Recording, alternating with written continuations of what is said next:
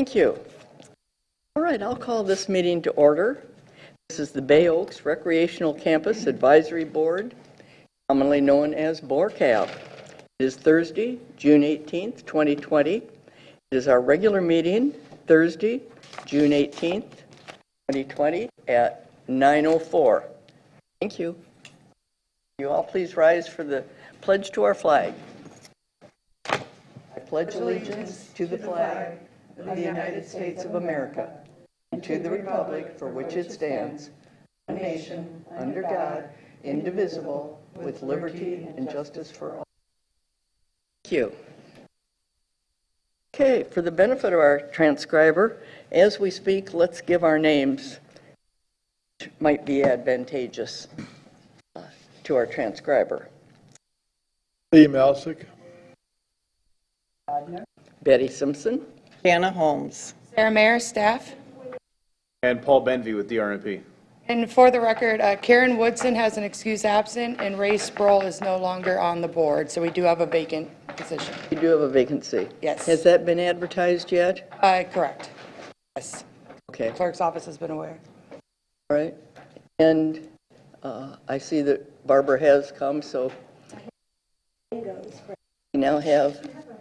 Okay, so the meeting is called to order, and I would ask for the approval of the minutes of June 2nd, 2020.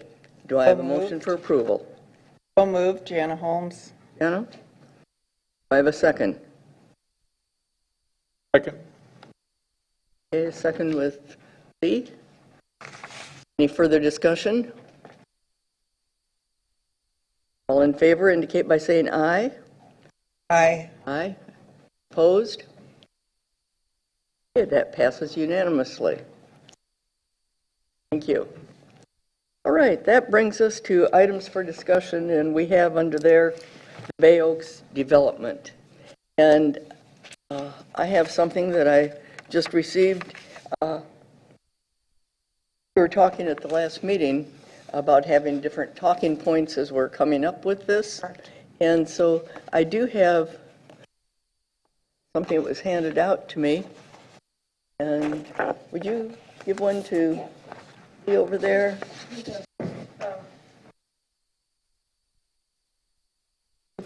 And it was the idea that Becky had for us to stay on target and to address some of the issues that we may have missed before.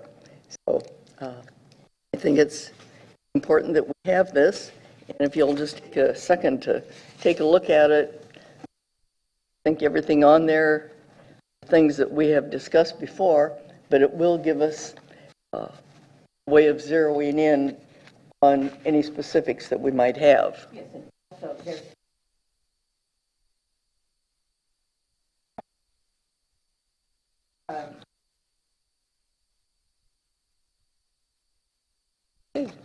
Did you get one too, Sarah? You have an extra copy? I saw one. Yep. Anybody that needs a copy.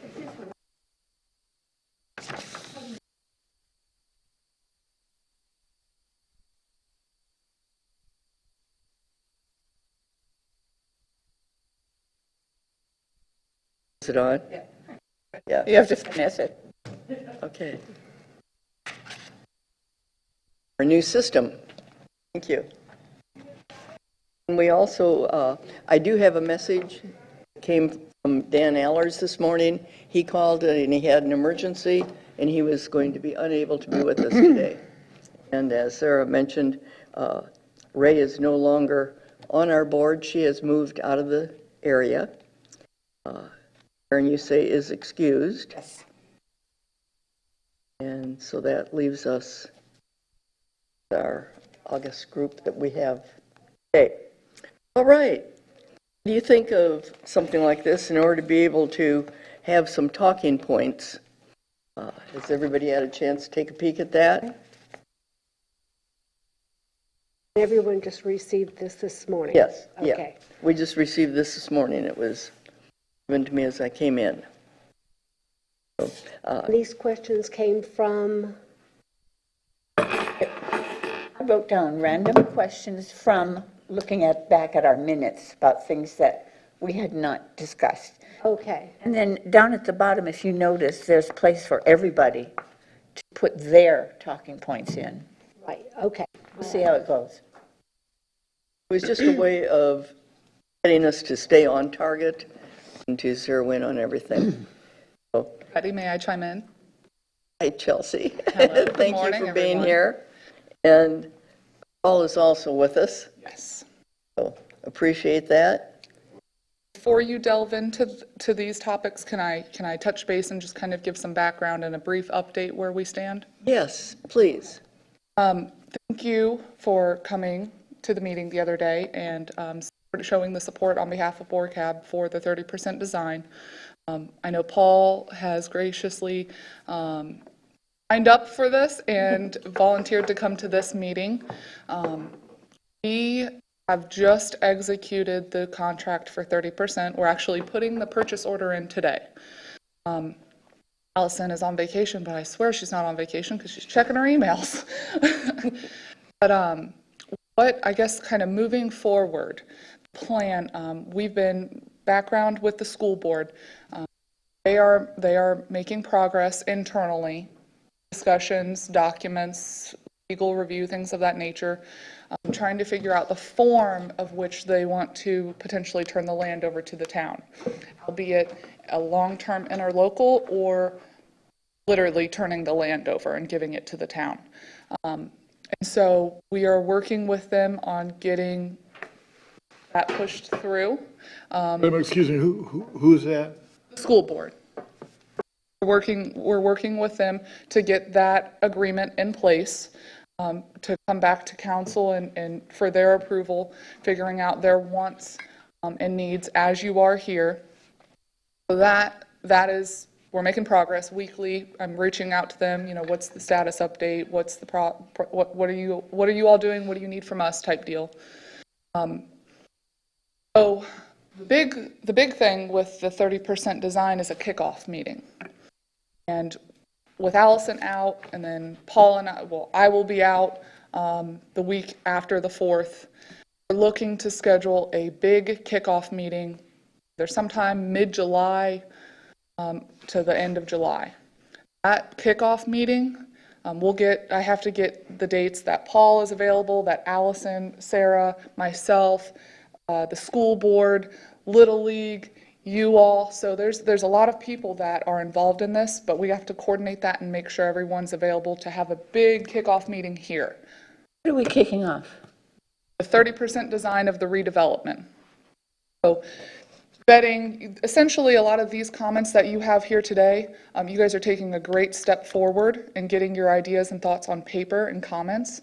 And then this kickoff meeting will essentially feed Paul process moving forward, which direction to go on some of these items, and start to get pen on paper design, true design, and plans and landscaping and those things.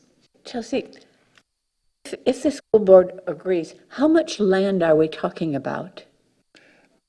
Because I really, Sure, it's school about a board. third of the encumbered area right now. Yes. So if you look at the plan, I don't know if you have it in front of you.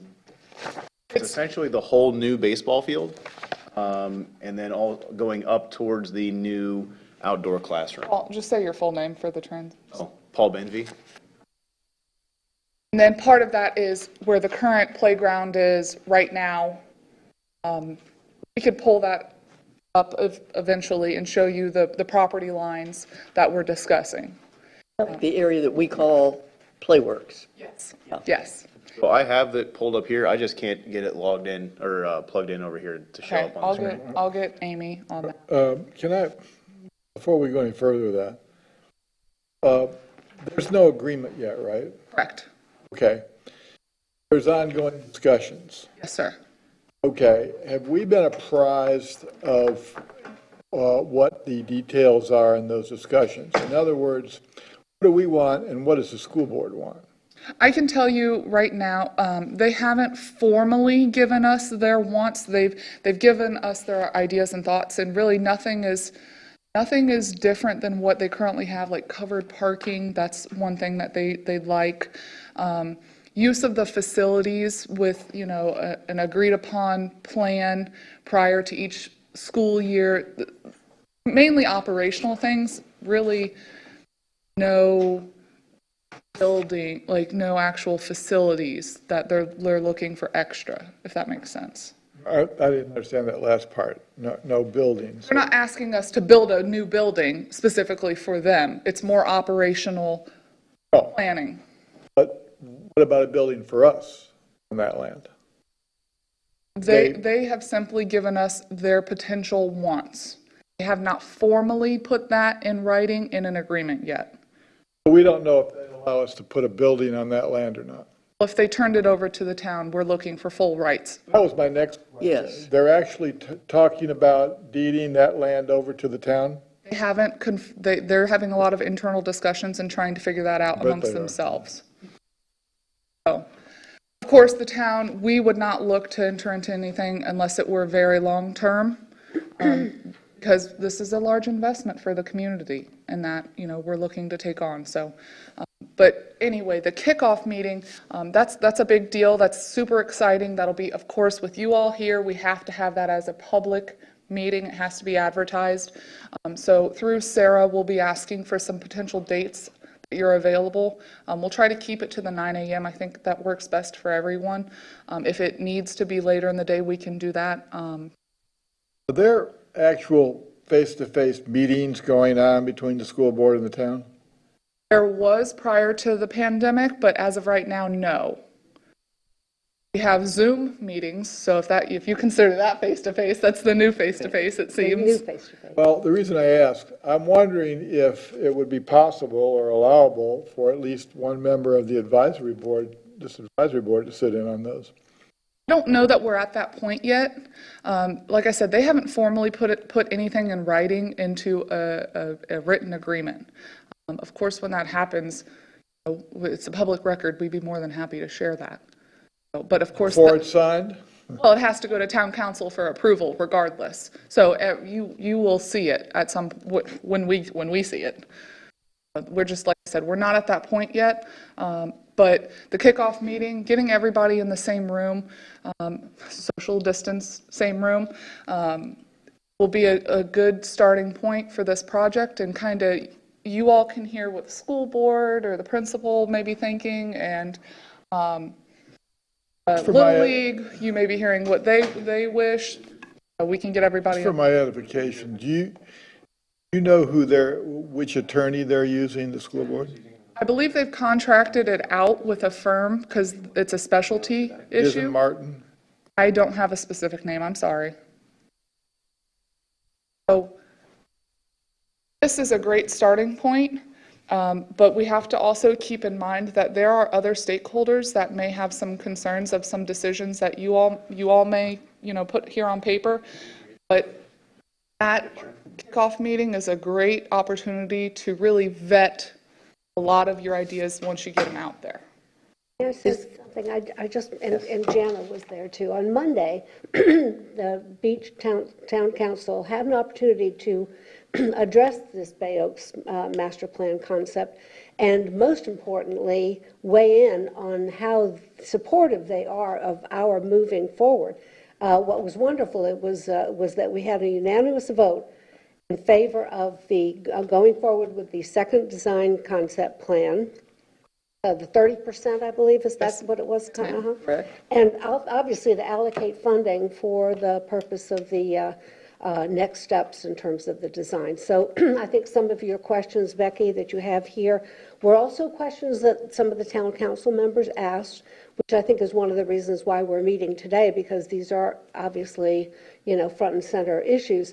But the fact that we now can work with the consultant, work with the town, begin to have public meetings, as we've seen with the Bayfront Park, it is imperative that we have this from the entire community, their input and hopefully support, so that we can get into the design, the final design phase. And then the kickoff meeting obviously is going to be part of that. But I just think there was a very important step made on Monday that we all should be very thankful for, because what that tells us is that the work that we've done over the last year and a half to do this master plan is now going forward with the support of council. And let me be very clear, 30% plans are very preliminary.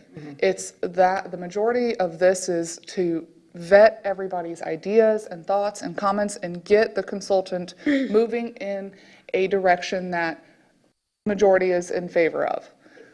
It is not, this is not the final design. This is not, this is pencil on paper. This is not pen on paper yet. So this is really the opportunity between now and I think the end of the fiscal to get this ball rolling and continue the momentum that this committee, pushed for. And staff want to keep this going, and that's really why, and with the support of council, we've been able to do that. So that kickoff meeting is a big deal. Like I said, some of these items I'd be more than happy to address with you all, but you getting your thoughts and comments and ideas on paper, similar to what the school board has, I think that'll help everybody come prepared to that kickoff meeting. So this is a great workshop that you all can delve into and kind of get, which direction you'd prefer on certain topics and bring to that workshop. See, obviously, we're not going to have unanimous opinions on all of these.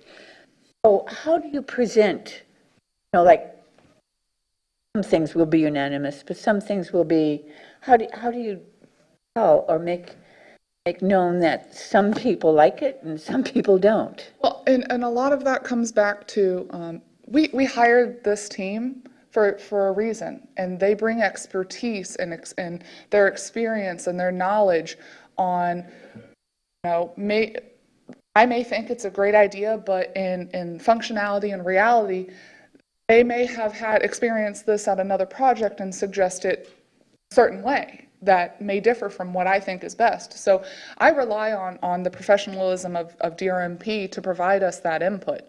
And we may have a split divide on something, but we can turn to them and say, okay, functionally, how do you perceive this, or construction, the constructability, how do you foresee this work, which direction?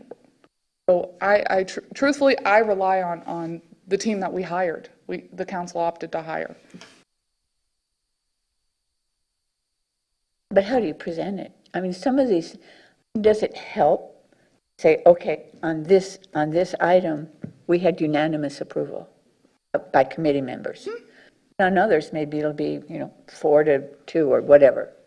I have a beautiful notepad here that I will be taking plenty of notes on your discussion, and of course the minutes will help show that, the committee fully supported this item, but was maybe a little divided on another topic. And that is something, again, this is pencil on paper. Once we move to that next step, that's something we can start to use a little bit of pen and ink and make that, a decision. So Nobody's going to agree on everything. absolutely, and that's not Case on expected. Park is- Everybody has different needs. You have Little League with a need, you all with a need, you have the school board with a need. There's a lot of stakeholders here.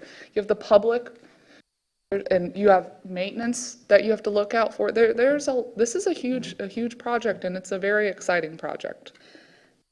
And I think the understanding with bringing a consultant in to do this concept plan is to visualize how this could be, not that it will be, but how it could be, so that we can generate the community interest and support. Because obviously, it's the taxpayers' dollars that we're in essence spending here.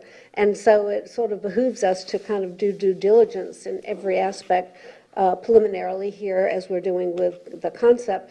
But also, once we've got this, people can say, oh, that's what you guys are talking about, and then to get the support. But the final analysis will come from the community, obviously from us as well, but I think it will be a work in progress. If there is not some difference of opinion, I'd be more concerned, because then we're not really encompassing everybody's thoughts and opinions of the community. Right, Chelsea. So I fully expect some difference of opinions, and that's fine. We'll work through it. That's why we have Paul here. We can vet those ideas through the community, through our consultant, I did speak with Allison this morning.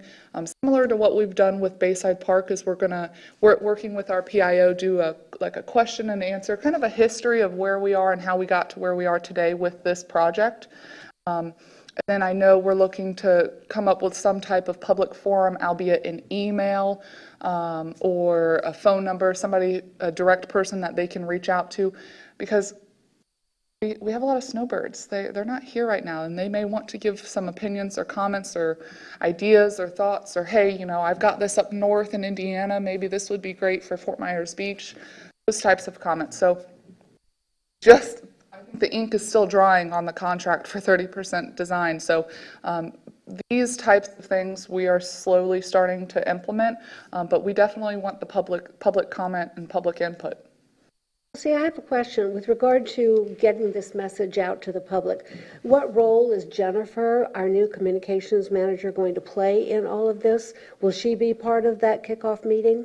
Absolutely. And if she isn't listening to this right now, I know that she has gone back and listened to, bless her heart, I don't know how many meetings, and compiled at least the Bayside Park stuff already, and I'm sure I think she we told should me. all meet her, really. It would be nice to. I yes. will let her know that this committee would like her to attend the kickoff meeting, so you can put a face to a name. Yes, very much so.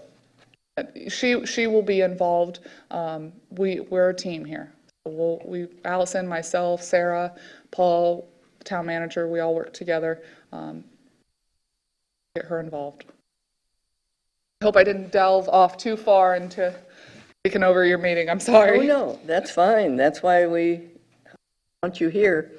Give us all that input. So it's important. You want to remember that we have been dealing with this, not for a week or a month or 6 months, but for years. And we have been looking at this, and that how long ago was the comment made that this is an old building that we got and we need to do something about it? But we have taken it upon ourselves, and I think that we felt like we were really going forward with it, with the ideas that we had come up with. And we wanted consensus, because each of us have our own ideas, and we had to put them all together. So that's where this consensus came from. And we worked on it. We worked hard on it. I remember one in particular that we were upstairs, and I didn't think we were ever going to get out of there. I mean, let's have that vote again. Let's see what we really feel on this, And it was really important to us. So I think if the public just realizes that this isn't something that I think could go both ways. We've got 3 big projects in our community that have come up. Right now, two. Pardon? Right now, two. I think Right. you jumped But I ahead mean, of the there have been shower these 3 items that have come up. And then finally, see what one of them was and what happened to it. So I think it's really important for us to give our support and why we have felt this way. I mean, I think one of the big things was we wanted 2 new buildings, one a community center and one an athletic type center. Okay, what are those? What does that really mean? And these are the things that we have worked with and gone through all this time. So I think for the public to know that we do have consensus on those particular items, and I think that was significant for us. Well, Monday put us in position. Okay, what happened Monday was extraordinary to me. I didn't expect that to happen at this point. So we're in position now. And so now the real work starts. I think we worked hard these last year and a half, 2 years. The real work starts now. Yeah. Because now we're in position. We have a new council that appears to be with us. I think the mayor's comments asking the community to get behind this is really large. so we know where he's coming from. But the real work starts now. I think I think what Eric gave us here this morning is very good. I think we need to hone in on every one of these issues. I notice she's got access right at the top. Looking forward to a discussion on that. But we're in position now. You know, things change all the time in politics, but right now we're ahead of the shower building. And that was my big concern before Monday. Are we third or are we going to be second? And I think we're second. I think the Times Square thing will probably go. But we still need to do a lot of work, and we still need to do a lot of lobbying. Well, I would love to go ahead and cross off one of your questions on here. Okay. And we can look up here at Paul's map, and he can show you exactly the school board's land, and you can kind of see based on the preliminary master concept plan would be on that property. So, again, this is Paul, for the record. This magenta color area, these are the school at side. The blue areas are actually owned by Lee County and really are, for the most part, for any building or any improvements there. It can be a soft use areas with some lying sports playgrounds, things like that. Let me dovetail. And we have, and the town manager has reached out to the county, begin that paperwork for those two little blue pieces. Again, we're government, it takes forever. So starting that discussion now and getting the juices flowing on potentially an interlocal for that, that has taken place. Right now, those areas are being used. A new. That's your approximately 1/3 of the area. The rest, these areas in between are still right-of-way that are still existing, the town occupies.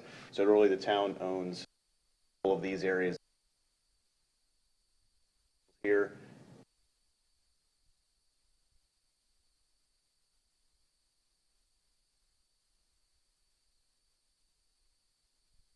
How much, we're already using it, right? Yes, yeah, all of it's being used. How much what would there be outside of what we already use? It's approximately the same footprint. I mean, really the only area that hasn't been touched is this small parcel down here. I'm confused. All that land behind the school, taken. Yeah, that's county owned. Talking about to the north and Directly behind the school. That's Up to the county. This area here? Up to the county's line. this is, I mean, it's, the school occupies, it's a grassed area. There's a few courts back there. And playground, and the gazebo is, I mean, go out there, this fence line, this How much, we're using. all the open land back there, what does that amount to? How much? Total acreage, I believe it's 12 acres. Yeah, of unused land. Unused land? I don't.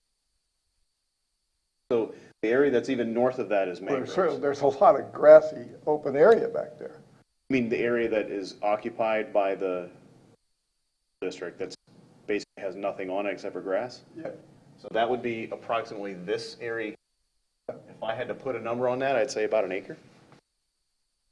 A little under. Maybe a little over. Where are we with that? I mean, what is our thinking on that piece of property?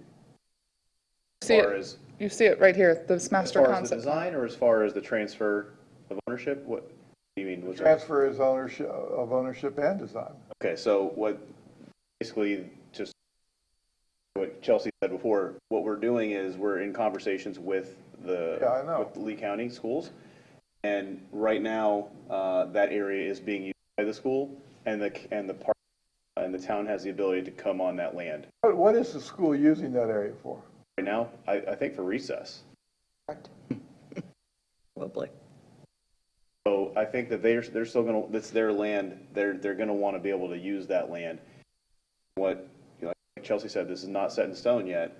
The idea is if the town puts in a ball field that's primarily for the town use on their land, they're gonna want access to other areas of the park at different times. It really becomes an operational issue getting that land to be.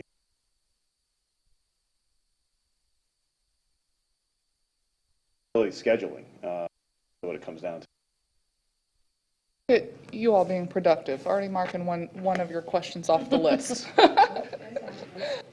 That's good. And I think we had a question, I guess it was the question coming from the Little League with regard to the configuration of the softball field versus the Little League field, and how is that going to work? But I think now that you went back to the drawing board and kind of reconfigured that somewhat, is everyone happy with the way that?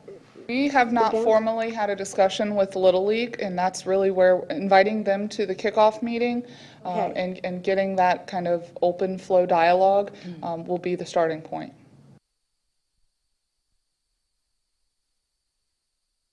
Shannon listened into the last meeting, and she gave some Yes. comments, and we did receive two emails, one from Shannon, one from Exactly. Yep. Patrick, and we did get their comments that way, but not formally as a Little League board. They have not remitted their formal comments. Correct, though, Barb. Shannon was concerned with the shared usage of the small field and the large field if we had games at the same time and balls interfering. That was a concern that she So what would mentioned. be our answer to that? I actually drew up a plan. I shared it with you, just a screenshot, right? What I did is I relocated this field turned 90 degrees this way, and what they do then is they share foul lines. So the right field, the left field line of the field line on the.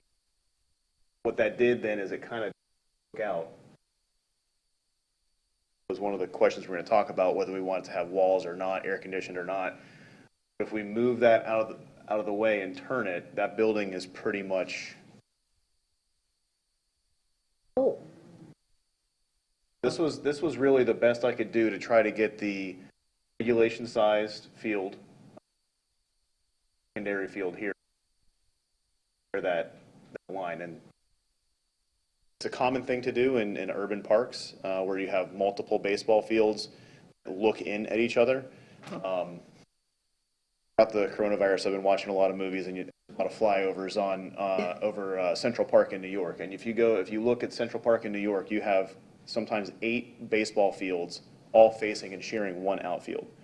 So that's not ideal, but it's a way to get around it. It's a way that's been used and passed by other entities. So what we're looking at here is if everyone is amicable to it, which I talked about earlier, not everyone's going to be with every little decision we make. As long as we're all moving in the same direction, we all realize we want this to be done. So there's going to be some take.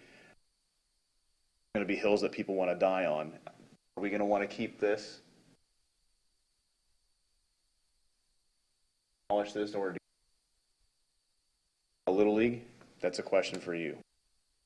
I will draw it however you'd like to see it, but the idea there is we want to make sure everyone's moving in the same direction to get a final product eventually off the. So that you're going to skew the ball fields a bit, Yes. which will take the gym out of the picture. Yes. I can. And I can. that decision has not been made. Again, we Okay. haven't had our kickoff meeting for 30%. And I would be looking to you all and what do you want to do that? Because I can move anything around. If you are unanimous and feel that that gym is no longer needed and in favor of that, then I think that's what you should lead that direction. So I think one of the important things we have to remember is what's required versus what's desired, yes. okay? Required Because, versus desire. all right, because number of balls, even if 2 games were going on simultaneously that were being conflict in the area, would be absolutely minimal.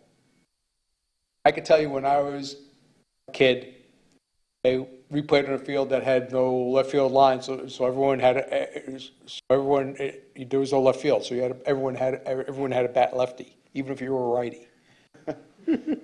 So,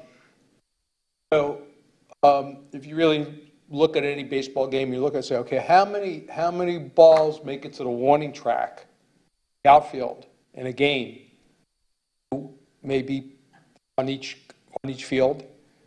So the chances of two balls being in direct conflict with each other at the exact same moment in time are like next to nothing. Right. You have almost probably a better chance of winning the lottery. But if we have to do something to meet the Little League standards, then that changes the paradigm. And also, I did come up, and I think I wrote this in the email to you, there's another thing we can do. We can fence, so you typically have about a 6-foot fence running around the big field. It could be 6 or 8 feet tall. And then you have a 6-foot fence for the little guys. This line can become more straight. You can have a fence on one side, a fence on another side, and then a scoreboard that is elevated in them to then block balls that are home run balls to keep them from going into other fields. It seems to me that It's right just now, another solution that I thought of. It's at not. this point, we're kind of, seems to me we're a little bit of limbo on that issue until we know what the Little League regs are. These show Little League regulations. So, yeah, so the outfield Okay. walls in any baseball field can have irregularities. There's no hard set, Those are regularities. any really. Let's talk about these. Yeah, this is fine. This works.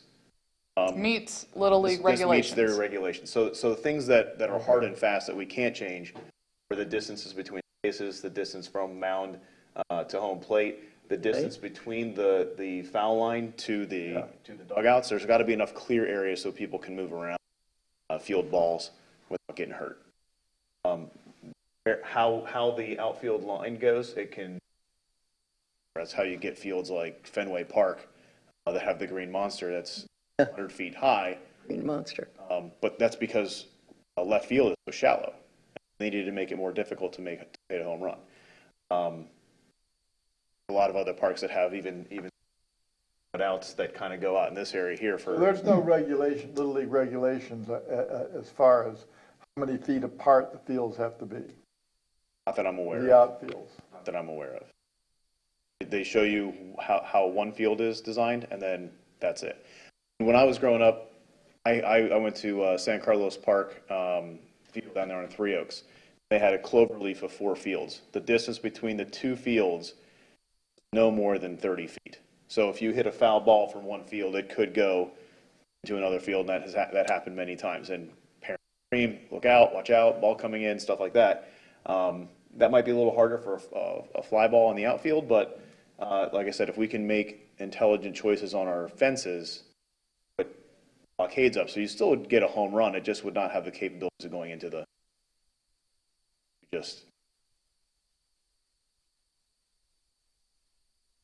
Well, I guess, the plan that we have here this morning, and that's what we have up here at the screen, kind of shows what you've done in terms of the placement of the Little League and the softball fields, and keeping in mind that all the regulations as they are met. So when you're talking about changing the field and perhaps eliminating the gym building, what would be the reason to actually do that? So the reason for that was in response to the questions that came after the last meeting from Shannon, I think, that she had the same sentiment that if you have fly balls leaving fields, then it's a conflict and it could be dangerous. So out of safety, asked me to look to see if I could actually. I just did it. I just went ahead and rotated around to see if there's a way to eliminate. It does consume. Then it takes care, that eliminates a very important element of our plan, so, interesting. And this is based off of the most current regulations for Little League. We're under, My old coach, Charlie Whitehead, gave me a couple of those Little League regulation books, so, and we passed those along to Paul, and we're able to do some research with them. So just to be clear. Roger. Just to be clear, you're entering the point now that every time you do something, you're taking away something. So anytime you have someone coming in with a comment, okay, it's not going to be, oh, sure, you just add it, no problem. It's always going to be, there's going to be a detrimental side to that comment. Something's going to have to be reduced, or size or location or whatever to accommodate whatever it is. So our initial objective was to get everything that we had heard from people who were desirable on the property. So now, at the appropriate size as best we could fit it in. Now as if we start talking about, well, we want feedback, we'll need to understand that we're not in, this is not like a 10-acre parcel and we're working on 5 acres and we have an extra 5 acres to keep expanding. We have the closet full. If you buy a new shirt, that means you got to take a shirt out, or a pair of shorts, or a pair of pants, or something, or shoes. So there's really not that much more we could fit on here. So as people try to, and they're all great ideas, but there's not a whole lot of room for more stuff. So just be aware of that. Okay? I'm still confused about that. I'm sorry, maybe I'm missing something. But we're in negotiations with the school board for land they own. We have nothing to do with right now. We're talking now about this little reservation we have and we can't go beyond it. What about that land we're negotiating the school board for? Isn't that town movable? Isn't that something we can move on to, perhaps, if they I don't agree? understand your question. There's land over there next to us. School board owns. We're Lee, this negotiating. We're getting all the land we can get from the school board. So, yeah, How do we know that? This Well, presumes we're going to get all the land we could possibly get from the school board. This plan this school has here. been provided, we have given a copy of this to the school The board. school board. And they have seen this and given their comments on potential desires that they wish, covered parking, some operational issues, sharing of facilities, et cetera. So they have seen, and they actually asked for the overlay of the breakdown of the parcels, who owns what. So they see that we have essentially designed some items on their property. They've seen this. They know that the big field is on their property, the amphitheater, the playground, the court sports, the outdoor classroom. They have seen this. This encompasses their land. We haven't agreed to it yet. Well, here's where we are. Where we are is that they've engaged an attorney to write up the agreement. Okay? So that shows positive action on their part. We believe that from the staff level, they are supportive. That's very important. I think that we stand a very good chance of working out whatever issues may arise with them. Right now, we have none, other than getting it on paper. So I'm very pleased with where we are with our discussions with them. Frankly, they were very cooperative and went perhaps better than I could have imagined. So we're in a good spot. And if I may clarify a little bit for you. Right now, the small baseball field exists, Right. and the large baseball field exists. Right now, we are encumbering on their land. There's already an interlocal, I believe, that Oh, that there's allows not, that. there's no interlocal, that's There's the not? problem. That's, yeah, Okay. that's what prompted. So what we're essentially doing is shifting the large field north by 30 feet. That's all we've really, that's the outside fence goes north about 30 feet. All those playgrounds that are back here right now, the court sports that are there now are getting consumed by this baseball field. So that trade-off happens. So like Roger said, every time we move something, we're taking something out. We have to squeeze something else in, if possible. So what we did is we moved all that further onto their land. So that grassy area that's in the baseball field and the curve, all of that is now courts, playground, all things like this that the town and the school will be able to use different times. Facility, just use it different. The issue that I think we need to really get a better understanding on is, assuming this goes forward as proposed, and we have the entrance feature, I'm going to call building, whatever, welcome center, whatever you want to call Yes. that. The building that kind of replaces where the pool building is, and the building that faces the existing building and the existing building, to get a better understanding of what's going to be in those buildings. People are going to be questioning, are they all needed and what are they going to be used for? Programming. I know you all put together, and I think Sarah did and Allison put together a programming list, but really diving We're going into to have to dive into that and make sure that that space is adequate for our short-term and long-term needs. Be able to show the people that, because I think that's one of the questions that's going to come up. it hasn't already. And it may be that, maybe one we just reserve the space for, and it does get built later, who knows? Need isn't there right now.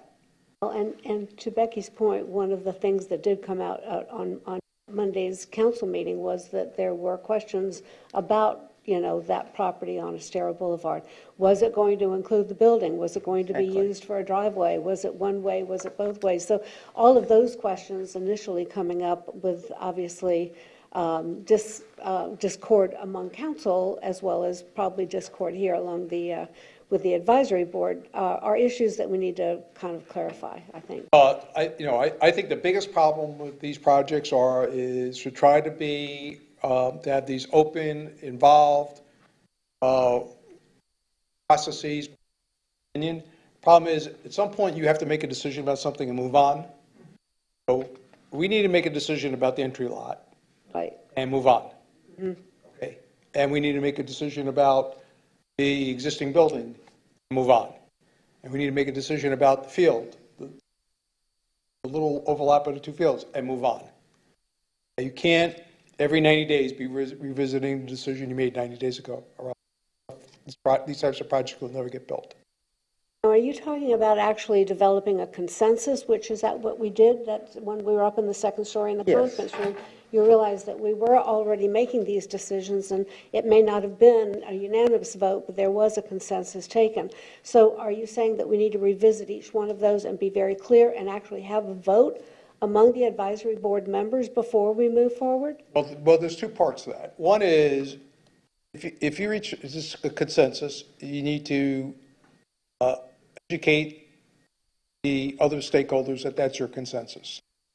Then the people that may not have been their preference, they have to support that,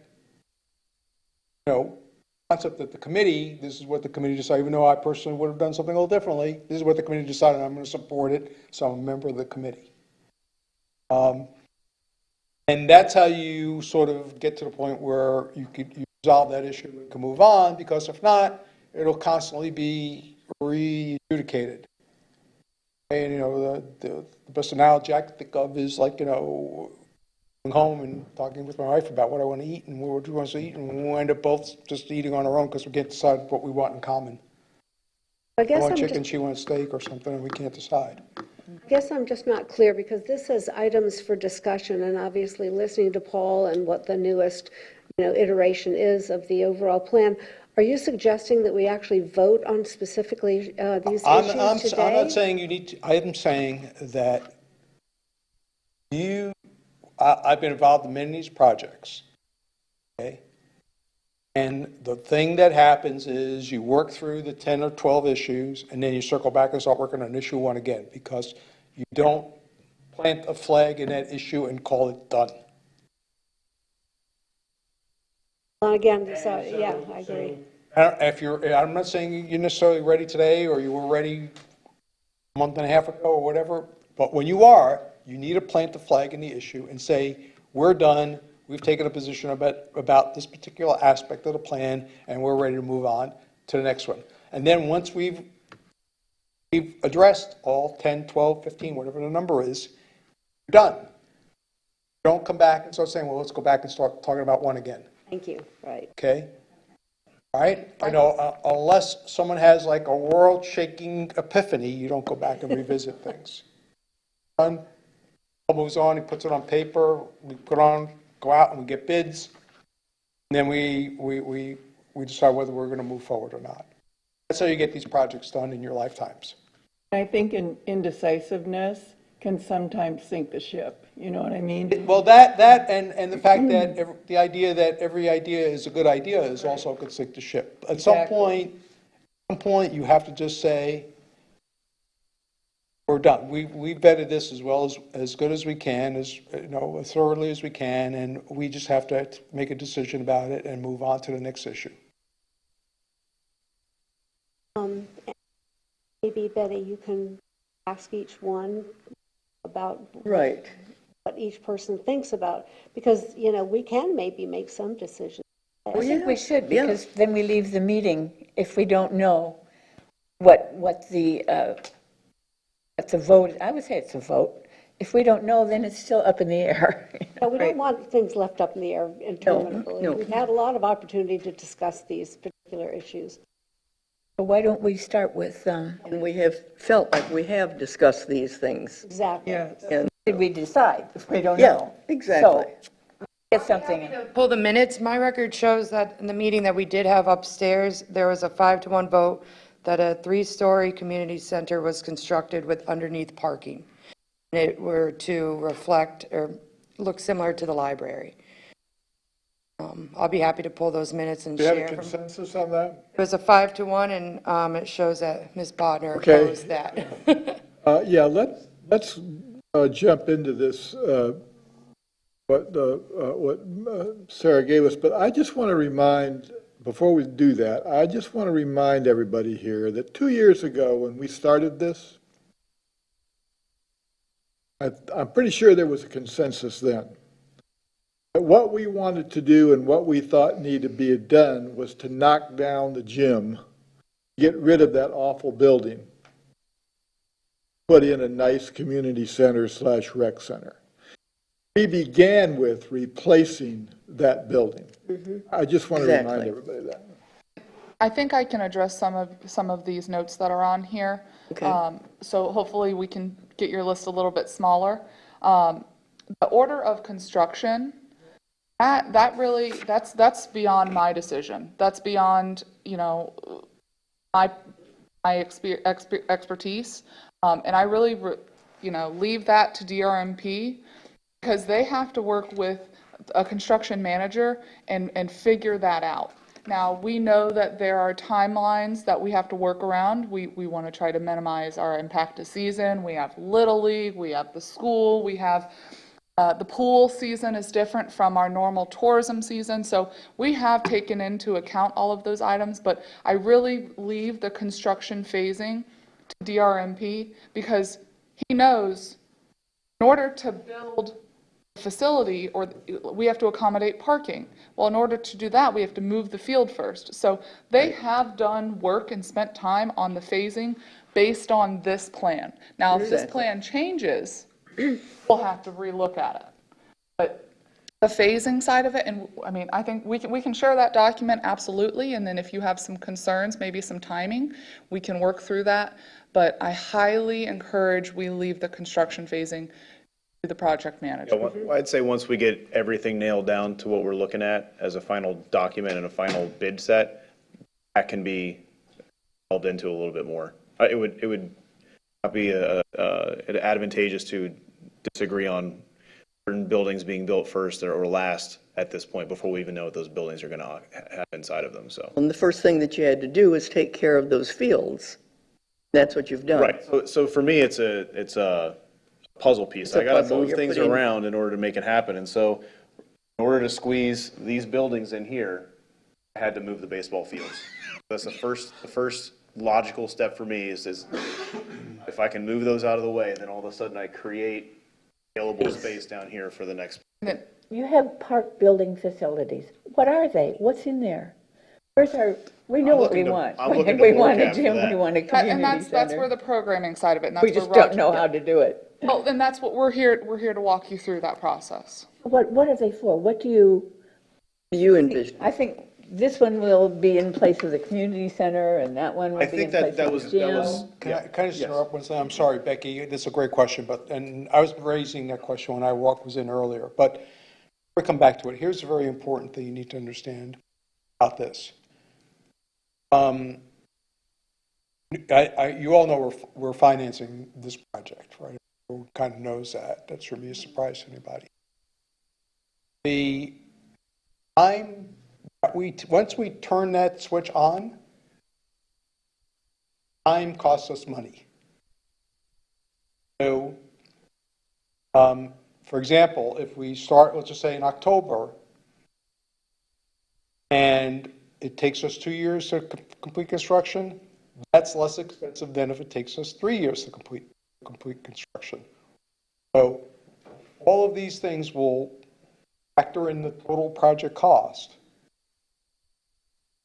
How soon we start, how soon we get done, all of those factors will factor into the total project cost. So it's important that once we get what building forward and do we need it and we want it and all that done, then we have to work with Paul and the staff to do things as efficiently as possible because time really is money. So there's going to be a point where we're just going to have to understand that sort of the community impact is over, and it's up to Paul and the contractor to get the thing built, because by the time we stop, rethink, it's going to cost more money. Am I correct in thinking that our advisory board will be in the final stages of actually doing a vote and giving the direction in terms of what this concept plan will look like as it's being now presented to others during that kickoff meeting? But then between then and October, we actually would have to come up with the cost of this, and then the council would have to approve the funding No, for fiscal no, year? I mean, we- what is the timing about the actual? Okay, so right now, we're building the, our best estimate of the financing costs into our current budget, and we believe we could do that without raising the millage rate from the 2020 rate to the 2021 rate. Really? Wow, good. So, now, that predicated on certain financial assumptions that I don't have the answers to because you're part of that timeline. Part of that is how soon we commit to the loan, how quickly we get the building built. Because all those things, the bankers are looking at what the current interest rate is, how long is that they're locking in that rate for. They're looking at all of those factors. So the more indecisive we are, the more that's going to change, and I suspect it's not going to get any cheaper than it currently is. I may be wrong. I'm not in Washington. I suspect it's not going to get any cheaper. So the point being that I see the real window is really between, well, the early window would have been July. I don't think that can happen. The next window is September. So by beginning of September, everything pretty much needs to be finalized in terms of turning it over to Paul, for Paul to work unimpeded to get it done. If that doesn't happen, we will have missed another window, and the rates could theoretically change, and the amount of money we have that we thought would be adequate may not be adequate. So right now, we're in good shape. All the things are aligning. The school board is working cooperatively. You guys and everyone else is working cooperatively. The tax rate, etc. If someone changes that paradigm, then I can't guarantee that. And I can tell you, I talked to the banker recently, and they're saying, well, we're expecting a 2-year build out. So that means from the day we start, we tell them go, to the time where we'll be done would be 2 years, and that's on all 3 projects, theoretically. So he says, if you think it's going to take, I'm going to go ahead and figure out what happens if it winds up being 3 years, because it would be more money, but I want to tell you what that's going to be.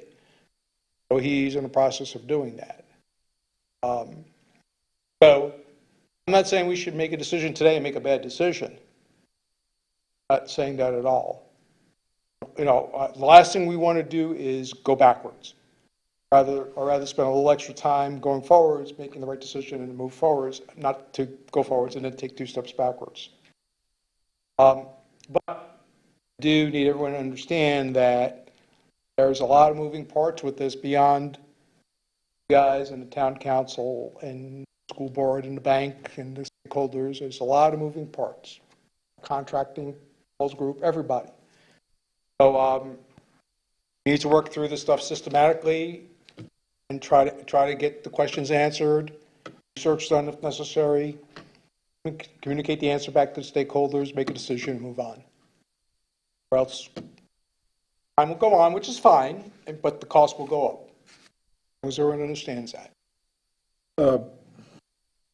Perhaps we could save a little time and discussion as far as our job goes. We knew, if you could tell us, if you can, perhaps, because you talked to councilmen individually, on the issue of access, on the issue of the lot with the road through it or not, because we're going to have to talk about that. Unless you might be able to give us some insight on what the individual council people think about that. Well, I can tell you that, we have 3 counselors, and I think they're trying to find their footing in terms of what the public would like to see. You have the advantage of one of them used to be one of your colleagues up here on BORCAB. But I think that you guys underestimate your influence into the process. And you need, if you can reach decisions about things and come together as a group and go out there and say, look, and yeah, there are negatives to any one of the possible ways to use the entry lot. But we have decided, after looking at this issue, looking at BORCAB for a year, Betty, how many years have you been associated with the park? And some of the rest of you, Becky and others. But for years, you know what the issues are with the park. You've been listening to them and having these meetings monthly for years and years and years. You know what they are. And here's our opportunity to address as many of those as possible. So if you think visibility from Estero is important, if you think accessibility from Estero is important,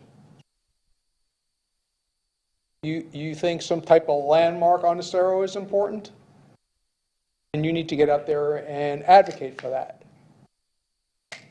as a committee. So you all need to work on that issue till you reach a decision, and when you reach your decision, get behind it and go tell everyone, hey, we've looked at this from every possible angle that we can, and we've concluded this is the best way to go.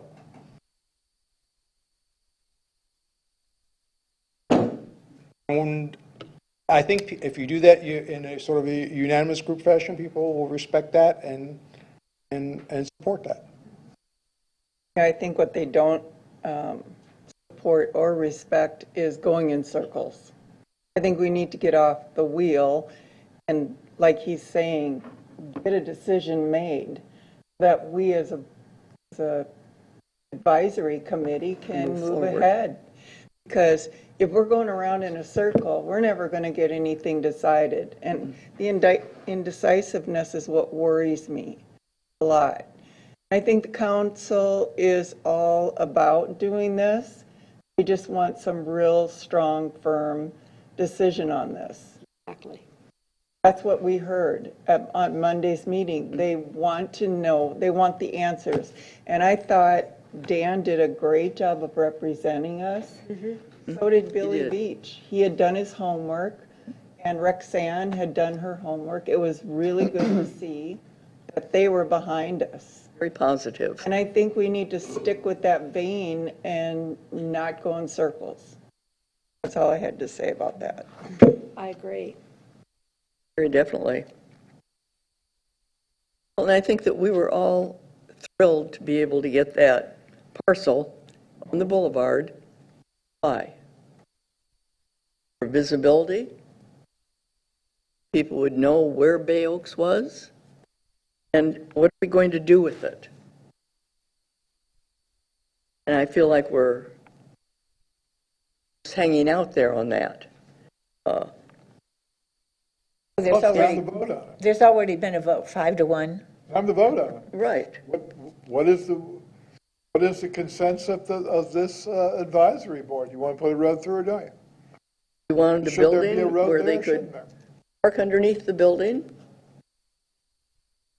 I think that was a positive point when I think it was you who said we would enter there and go through, because the Welcome Center became an issue for a little while. And, well, why do you have a Welcome Center, and why does it have to be right on Estero? And I understand all that, but if you get the vision of what we want, what we've worked so hard for, and talked about for more than 2 or 3 years. We've talked about Exactly. this for a long, long time. I think it's important that we come together and decide, yeah, we're gonna drive in there, and if we don't have an entrance into our park, how is that showing people where our park is? It doesn't. Right. So to me, we've talked about signage, we've talked about putting something, and now we have the land to do it. Let's keep moving. Jana, I guess, got my pen ready. Betty, do you want to go and figure out one by one? Okay, we know that the community center, as Sarah read the minutes, that it was a community center with parking underneath. I guess your next question, and that was a 5-1, so we're clear on that topic. The next question is driveway, pedestrian. Yeah. That's the next question for this community center area. And if, I don't know if you want to go one by one or just do a vote. You can, like Roger said, make a decision, move forward. Right. Well, I think that we had done that. I think that that was what that consensus meeting was all about. So what is the consensus? Who votes for what? Who's in favor, who's not? Can I interject? Yes. I was not privy to that meeting where you had the vote. But I think that there's a little bit of information that maybe you might want, and maybe it makes sense to take another vote now, after I tell you what we did. So we have this building here, right now, as we saw it, did not have parking underneath it. That's why I'm bringing this up to ask the question. These buildings here do. If the idea was to get covered parking, these buildings are taking care of that. The question that I'm that I'm posing to you right now is, do you want parking right on Estero Boulevard underneath the Welcome Center, or do you want to push the parking to the back where everyone else is? And to dovetail on that, I believe one of the council members made a comment of that being a drive entrance. If somebody's parked underneath that Welcome Center and somebody's pulling into the drive and you have that, you could potentially have that collision. And It's narrow. it's Yeah. It's very narrow. So clearly, the design team had suggested not to, and they must have already vetted those ideas in their own head. But again, we're looking to you all for your It's opinion. not impossible. It can be done. But what can be done exactly? I mean, I think there's barely enough room there. Have a one-way driveway with parking underneath, or two-way, Without bottlenecking. right? Because you're going to have cars pulling back out. Without bottlenecking the northbound lane, Right. Correct. Okay, which is already bottlenecked. Of Estero. Yes. So we talked about this at the last meeting. The inn is not going to create a bottleneck at this location. Same of traffic, whether there's, Wouldn't they be back, but if you're coming in there and then, and if someone's backing out, then you have to stop? Yeah. Yes, that's a okay, concern. but also when people are lined up going into the parking garage, aren't you gonna line up back on Estero? Underneath this building here, how much traffic you have. I don't know if there would be, I think you can only under here.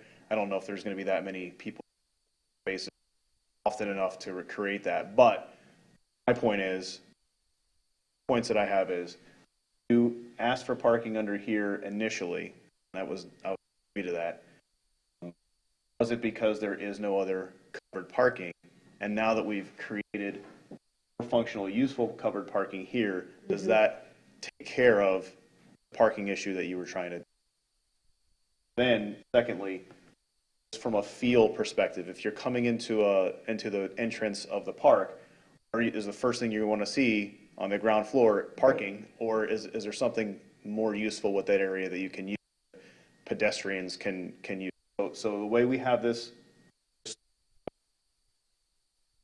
pass, and everyone loved it except for some minor changes, and this is a minor change too. But the way we showed this was in a single vehicular lane in, only because we heard 0 in or 2 lanes, and we chose the median, the least offensive, in our opinion, to show that there. And then this was a pedestrian access that ran, and the pedestrians could walk under the building to get.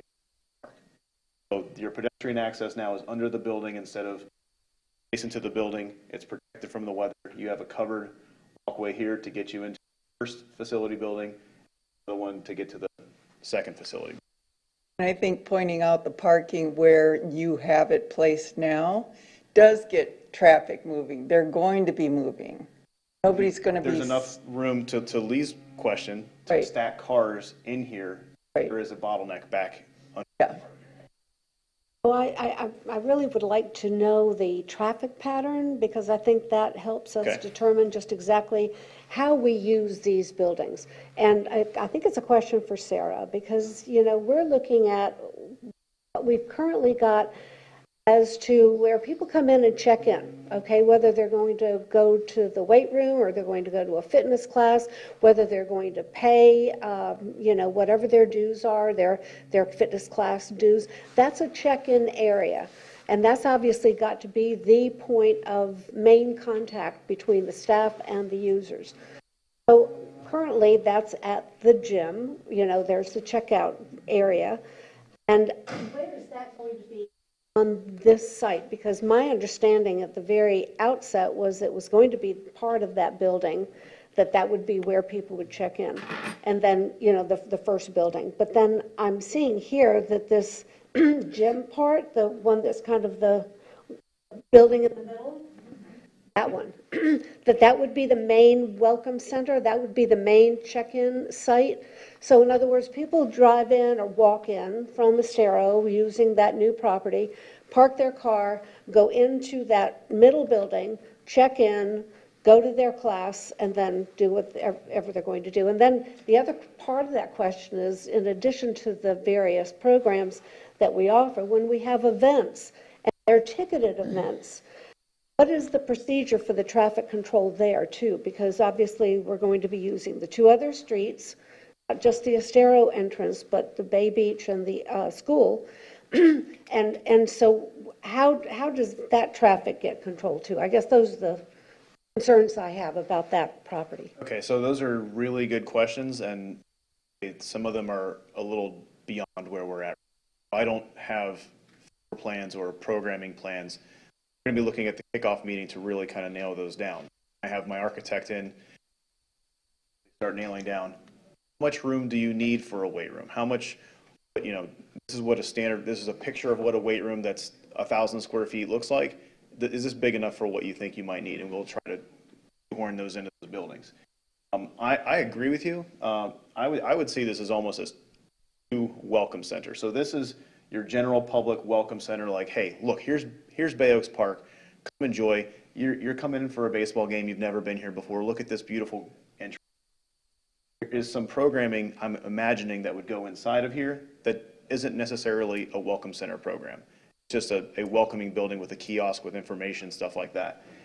When the actual patrons come in, I would imagine they would use this main building, as you mentioned, to navigate around, maybe get acclimated, check in with Sarah, so on and so forth. But by the time someone's been, to the park 2 or 3 times, they know where their workout class is. They're gonna go to their area. They're not gonna be They're gonna go park. forced into one area.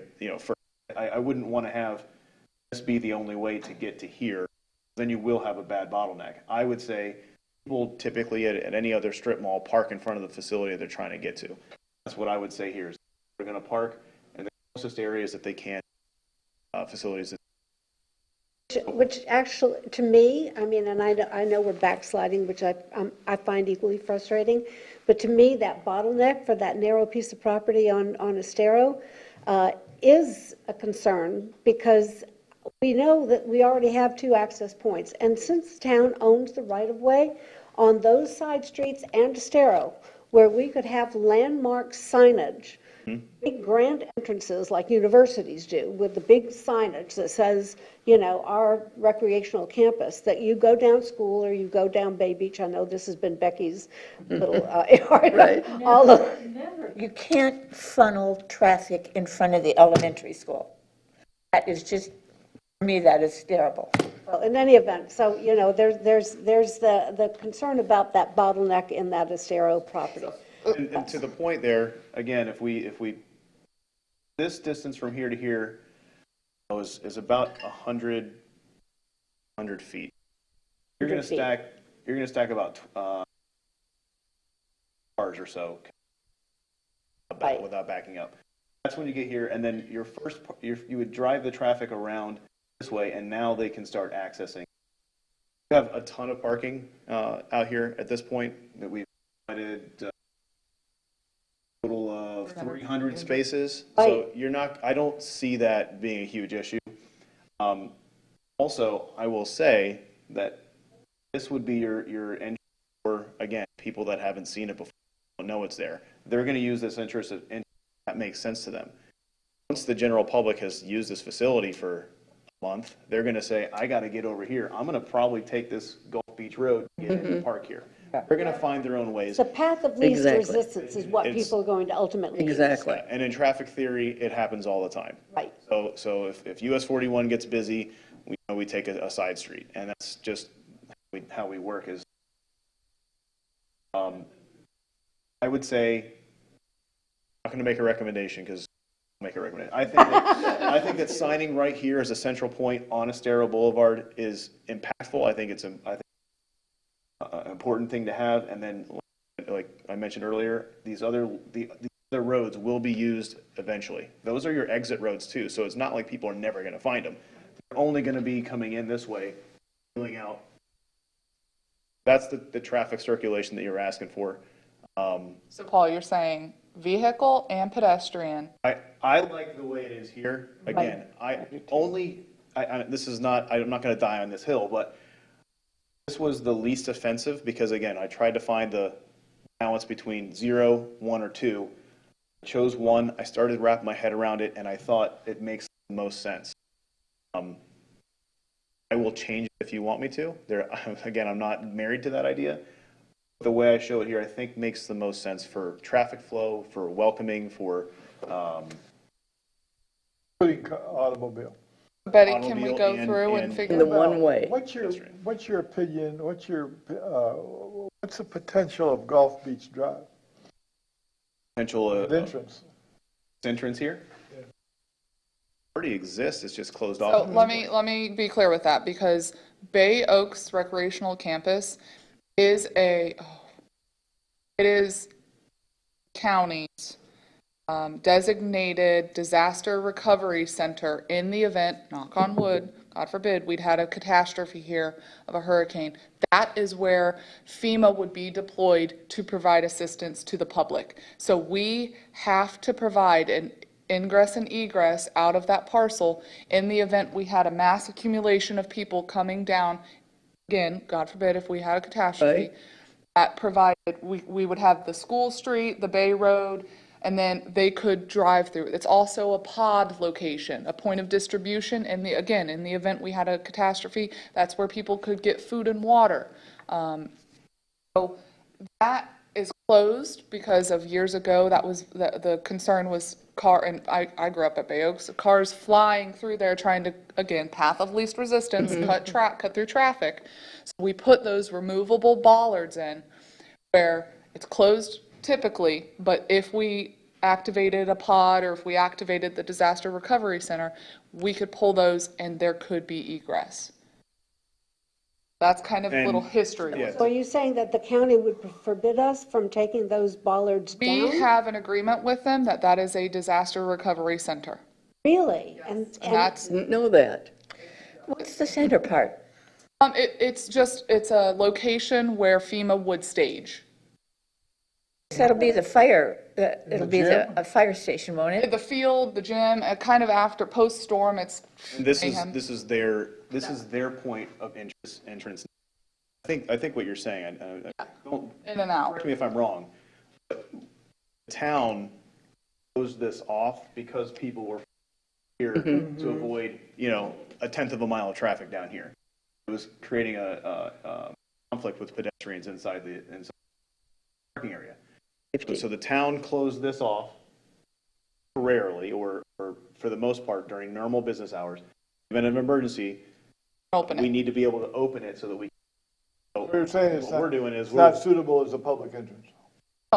No, it can be. That's my point. And so the reason why it was closed was because people were trying to avoid this much traffic by coming through. Can it be here. open? My question is, can it be open as a public entrance? Yes, legally it can. What's the feasibility of that? How feasible is that as a public entrance rather than the road on the lot? So the way it's shown right now, we have a 100% feasibility that we can do this.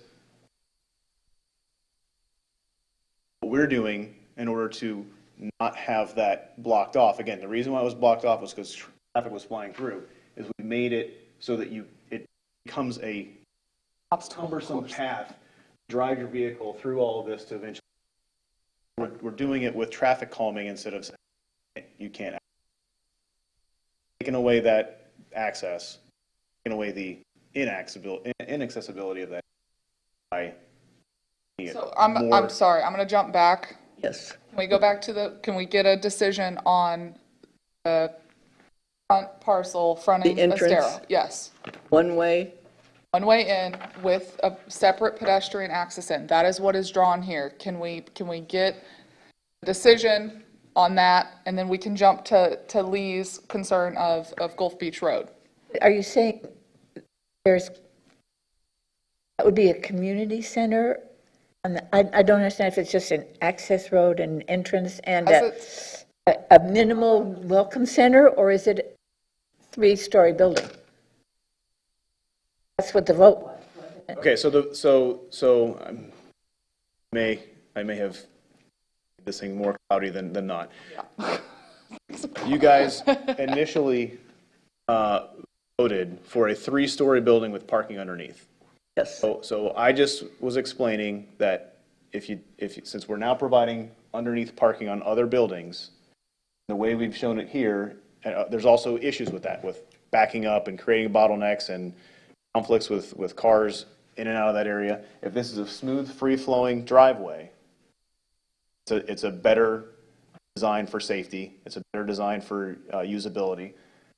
We want to relook at that consensus vote. We're still getting a approximately 3-story building with open air underneath. Instead of it being parking, we want it to be pedestrian. But what I'm saying is, maybe we should just take a look at that one little issue. Now that you know a little bit more about it, this design was done after you made that decision. Do we want to amend that decision to show what we've got here, or is there another thing that we want to change about this right here? So every single thing we look at opens up other cans of worms. Yes. Like Chelsea's saying, let's Sure does. take a look at it. So what I would say is, now knowing that you have parking underneath other areas, do you still want parking here? Number I'd one, like to that's make a- number one. I would like to make a motion. Yes, yes, Yes. good. I move that we accept the plan as okay, great. presented for the Estero Boulevard Sure. access, that be a one-way street going in, that it includes the three-story welcome center with no parking underneath. With no parking underneath? No parking underneath. Okay, Could you include the pedestrian? And the pedestrian, yes, as presented in the plan. I second that. okay, we have a motion and a second. Is there further discussion?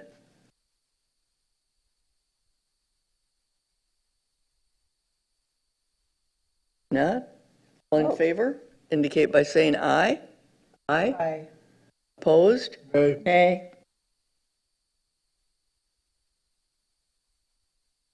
Okay. Paul, you have What do your, you bet? Paul, you have your direction. What is your vote, Betty? 3-2.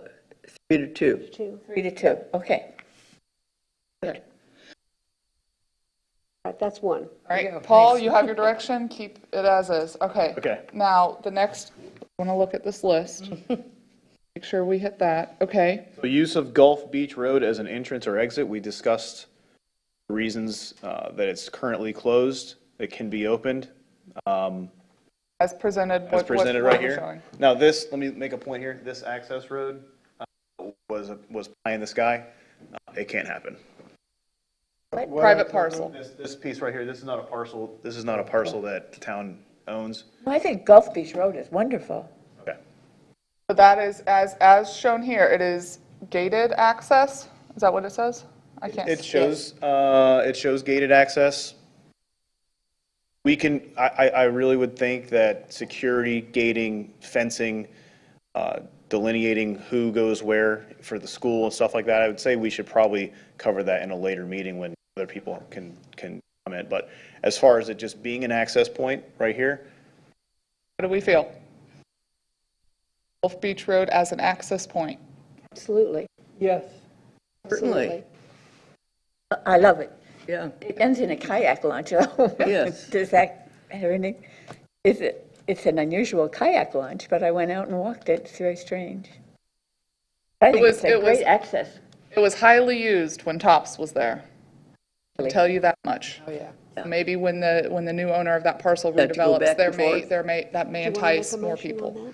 that? Okay, so we're clear that Gulf Beach Road stays as an access. do you want to make a Do we need motion to on make a that? motion? I think we need to vote on that. Yep, that'll be clear. Concrete.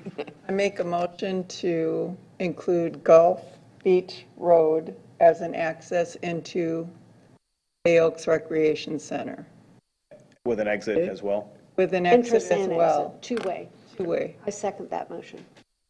Two-way. Okay, and Barb, you seconded I that? did. Okay. We have a motion and a second. Is there further discussion? And that is using Gulf Beach Road as an access road. It would be a two-way road. Mastero. Okay. All in favor indicate by saying aye. Aye. Aye. Aye. Opposed? Okay, that passes unanimously. Now, another question that's on here, is there a fitness trail? I think Paul can touch on that and show you where it's depicted. Said they can't hear you. Yeah, so there is a fitness trail. This is on this plan, but this trail runs around the back and actually goes out to the new kayak launch over here. It circles all around here. One thing that was brought to our attention after this was drawn is that we do need to have, or should look at having disc golf included in there. So those holes would be located along that path as well. Or will that be a permitting problem? That'll come down the road. Okay. And are there going to be stations, along the fitness trail? One iteration that we had drawn had them in there. They can be added as well. From what I understand, the town already owns some fitness equipment that.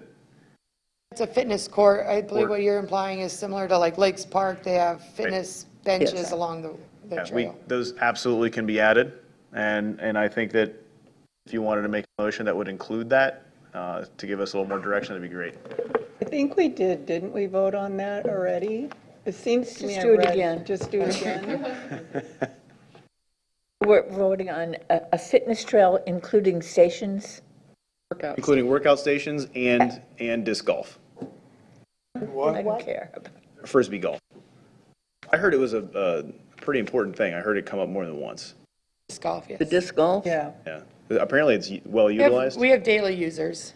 There's not many disc golf Okay, courses fitness- around. Fitness trail with workout station and disc I haven't golf. taken the number. Okay. Disc golf, Yeah, what do you call it? Disc golf. Golf. I'd say It's to a mile. frisbee, and you throw it into a, That's a big deal. It's like golf, but with frisbees, and the hole is a basket. Yes.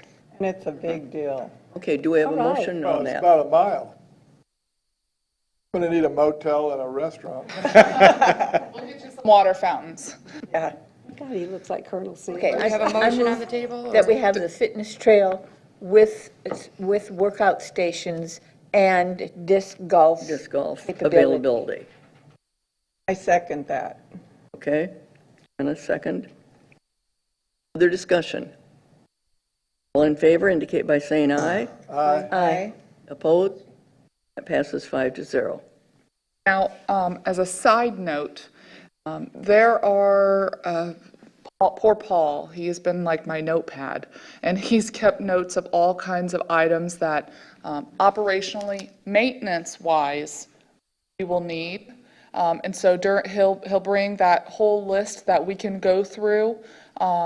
I know Little League said they need a concession stand, they need a meeting room, they need storage for their items.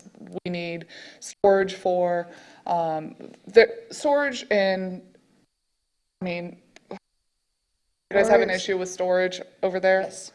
So that's, people tend to forget that, but we got to get that on the list somewhere, so it's on a list and somebody doesn't forget it. So Paul will be bringing all those notes that we've compiled, that we've gotten, and bring that to the kickoff meeting. So we'll have Little League, we'll have the school board, we'll have you all there, and that we can make sure, maybe Little League says, oh, we need, I don't know, chalk. We need a room for chalk.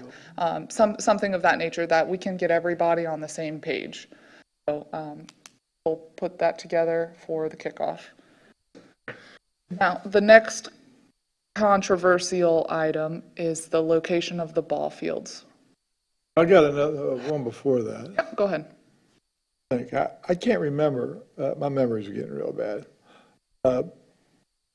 Did we vote, did we ever reach a consensus? I know there was argument about it, and then we had some input on it, and then on whether we want building up on Estero? I think we did. Yes. You I just, voted on, was I think there? you just did. 5-1. Yeah. Condition There was some argument about it, and there was some, I thought somebody told us, we can't really get it up there, it's not enough room. Didn't we hear that? The motion that Barbara just set was to have the, as is, with the building, I believe it's a 3-story. But didn't, somewhere months ago, didn't somebody Yeah. give us some, Oh, I believe that was prior to having building? Paul on board. We were unsure of the size of the property. which building is it? Well, the welcome, the entrance off of Estero. Community center. Okay, Mimic the library. okay, where I'm confused, okay, I think originally we were talking about the community center being Yes. up on the boulevard. That's what I thought it We were told that one couldn't be there? Wasn't large enough, is I that think it what? was the gym that we decided was not going to be there, because the gym wanted to be right. separate, right, Yes. from the Yeah. community center. Building like the library. Yes. We wanted The an athletic architect center that- separate. Architecture that kind of resembled the library, or at least with glass. Yeah. Wasn't that a community building? Yes. Okay, and that's what we learned later couldn't fit there, or? We were looking at having something that, whatever we were going to be doing inside, that it would have floor-to-ceiling glass, and it would be used at night, say for classes or whatever, that would have visibility, would help define Yeah, the Oaks from the street, Yeah. very dramatic. Exactly. An architectural statement, if you, well, Well, it's listed That was as a from the welcome beginning. center. It could easily be a community center once we begin the programming stages. How big of a building are we talking about? Did we ever arrive at that? Whatever. I think the important thing is for the community to understand that that building is their residents' community center. That is where they can come and have an incredible view of the Gulf of Mexico, have an incredible view Right. of the. I agree with all that, but Paul, how big a building can you put on that? I think that's up to the planning. So I don't have that number in front of me. Unfortunately, I'm not able to access my VPN to get in there to see. I believe that building is about 25 or 30 feet wide by about 60 feet long is what's shown here. 25 by 50? Yeah, 25 by what was that? about 50, 25 by 50? 50, yeah. That's not a community, that's not So Large. a community building. let me see if I can dig I in thought here. there was a problem there. It's 3 stories, right? And having their Well, 2 offices. stories, Right. yeah, 2 stories. So what will happen at a future meeting is Paul and his team will, and most likely at the kickoff meeting, will bring the dimensions of all 3 of these buildings, how many floors, et cetera. And then you all have a little homework. I know you guys have already done it, but the programming side of it, and bring that to the discussion of what you envision each building to encompass. And once that programming is set, that will help define in the purpose of each building.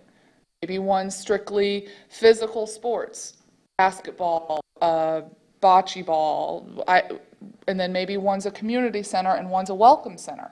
But that all will be at a future meeting for you all to decide, but that is determined by the programming. Right. So we'll dive deeper than you want to go in that meeting. Okay, on this diagram, it says Park Facilities Building. And that's where we have the arrow right by the entrance. Then it says 15,000 square feet, footprint, multifunction space. It is 12,000. Oh, the 12,000 the shown. front one? Middle one, that This one here? Yeah, park, number Okay, one. so number 1 is 15,000 square foot footprint, yes. And you're going to have, as drawn, parking on the ground level, an elevated first floor deck, and then an additional level on top of that. So you're looking at 30,000 square feet for this building. And I remind you that the bathrooms that are currently at the pool, that office area, that is what that building would be taking out. True? Yes, that's why it's shaped. So you have to keep in mind that you have to replace those bathrooms that people currently, what the men's and women's and the office that are currently used at the pool. So that has to be put back in somewhere. If it's that building, if it's a different, so again, these are all thoughts for a future meeting for programming. But keep that in mind because we are taking a valuable resource that the pool is currently using. Simply because that building that existing building is grandfathered in, is there any way that we could retrofit that block? There's a limit to it, and I believe it's if you modify more than 10% of the building, it has to be brought up to 10%? code. It's 50. Is it More 50? than 10%. 50. Whoa, that's It nothing. is, the value of that building, we have flood rules is 50%. So if you exceed 50%, the value, your improvements, the Right. cost of your improvements cost 50% of the value of that building, you must meet new flood codes, meaning elevated, meaning Right, but flood-proofed, meaning the list goes on. So that's the 50%, you're suggesting 10%. I just misspoke. Oh, for 50, so, but 50%. then 50% is doable. I mean, really, you just, you have to look at the value of that building, and that'll determine. okay. And could really, I mean, if the value of that building is only $100,000, you can only do $50,000, $49,999,000 I'm just $999. looking at the value of a ground floor restroom for so many different reasons. Yes. And especially because it is attached to the community pool, that if It there's may a make way that we sense, could. to your point, it may make sense to leave that building out of it and have a demising wall or even an offset between the two buildings and renovate. Or somehow incorporate that into the gym. I mean, either, attached to it or, as an adjunct building. But yeah, to somehow preserve it, simply because if it is less than a 50% reno for that structure, it would be value added for a variety of reasons.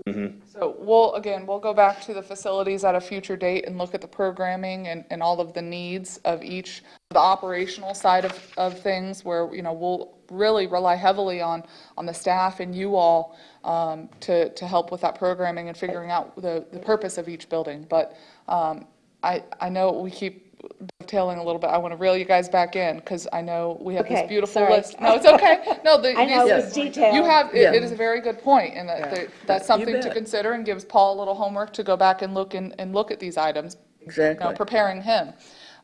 But again, another big question on the table is the location of those ball fields. We can't decide anything till that's decided, can we?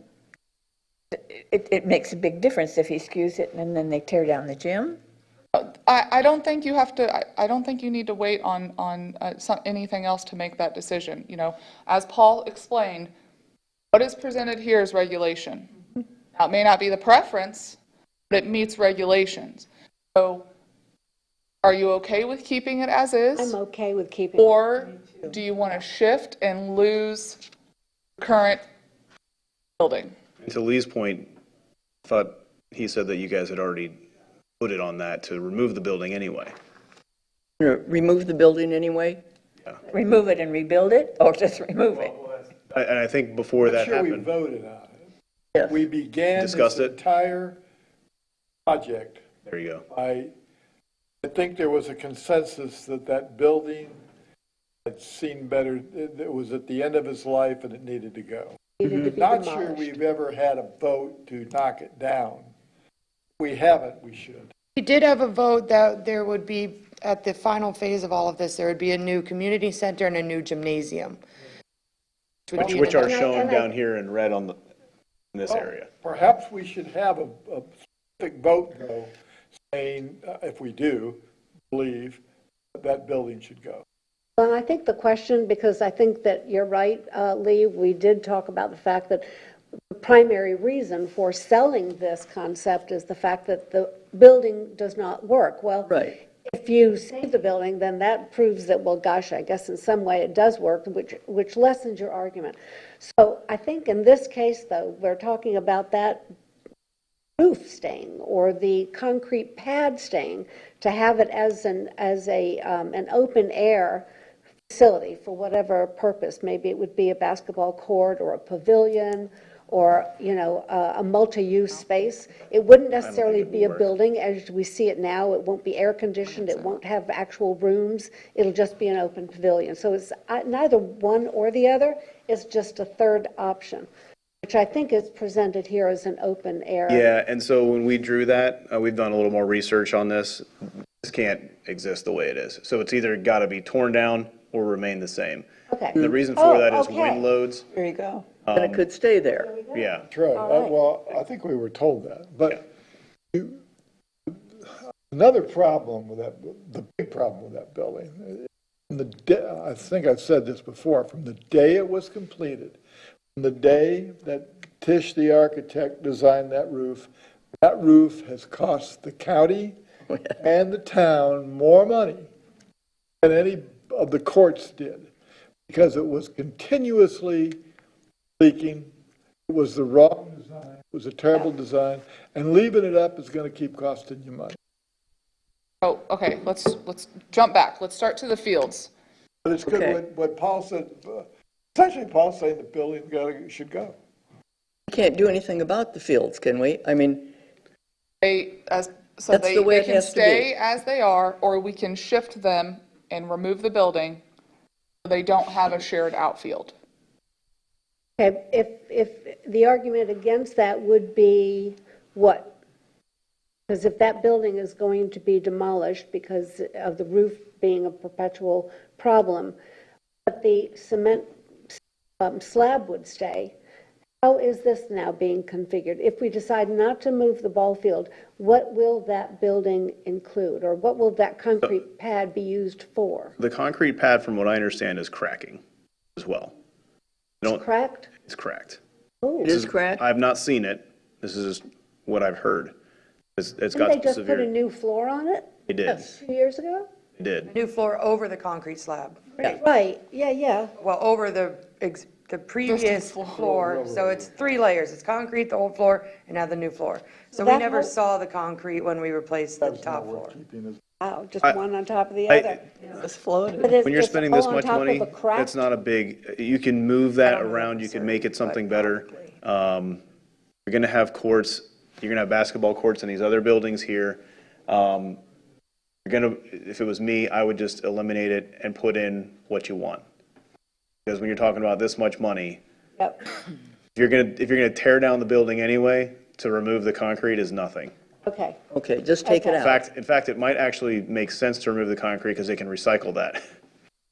Hey, well, I'm up for that. And the contractor Yeah. can make a little bit of money on that. A Pass those little, savings on to you. fishing sanctuary out in the Gulf, right, with the concrete? All right, I make a motion to leave the plan as it is, demolish the old gym and the concrete slab beneath, replace it with a new updated open basketball court. No, No, but we want a new gym. new gym, sorry. We do have gyms here. Yeah, the gym we Hold already on, have. hold on. You have a motion on the table. Yeah, Okay, and that was for basketball. Before you go into discussion. How about demolishing the gym? Yes, We got a motion, we got a second? not yet. Second? I second that motion, Okay. to demolish the old gym. Hold on, she had other items with it. And to rebuild the gym in the placement that it is on the drawing from DMRP. An outdoor covered gym. Yeah, to an outdoor Okay. covered gym. Is there an indoor covered gym anywhere? Yes. On this site, Yes. there's an indoor air-conditioned gym, Where? where? potentially, In that, in this yeah. building here. Okay, Okay, right there. okay, so they've got We've got the gym. an indoor gym. Okay. There's a motion. We have a second. And a second. We have the motion and the second, and it's to demolish the gym, and we're replacing the gym with what is in the diagram. I think No? we need to back up on that, don't you? Because, I mean, if we're entering into a second part of that motion, that really, I think, requires additional conversation. You need I to think we take a can vote make- on the So motion. let's and then have the maybe motion we- again. Demolish the, so you- I think I was thinking about seconding the motion. You can revoke your Demolish the motion. old building and remove the concrete slab. Yes, that was my Period. original Okay, motion. and then we can. Okay. Okay, and then I second that. Okay. Okay. So we have a motion and a second. Is there further discussion? But you haven't, That can be another motion. You have- open air. That'll be the next motion. So this That can be is just, another- That can be another motion. I know, you guys are doing a lot of motions and the Call the question, please. transcriptionist is going to love us. Call the question. On demolishing the gym, period. And the And the concrete concrete slab. slam, yeah. And we have a That would just go second with it. from, All in favor? blah, blah, blah. Aye. Aye. Opposed? Did everybody vote? Okay, It's a momentous. 5-0. Okay, so the next question, is, do you keep the fields as they are, or do you tweak it so they don't share an outfield? If we're demolishing the gym, we can do whatever you want with the ballpark. Yeah. And we can have the fields the way they would fit best. According to Paul. Yeah, and I'm trying to pull up that email I sent over to, I'd like to be able to throw it up on the board so you can kind of see it. Are you connected with? I am, yes.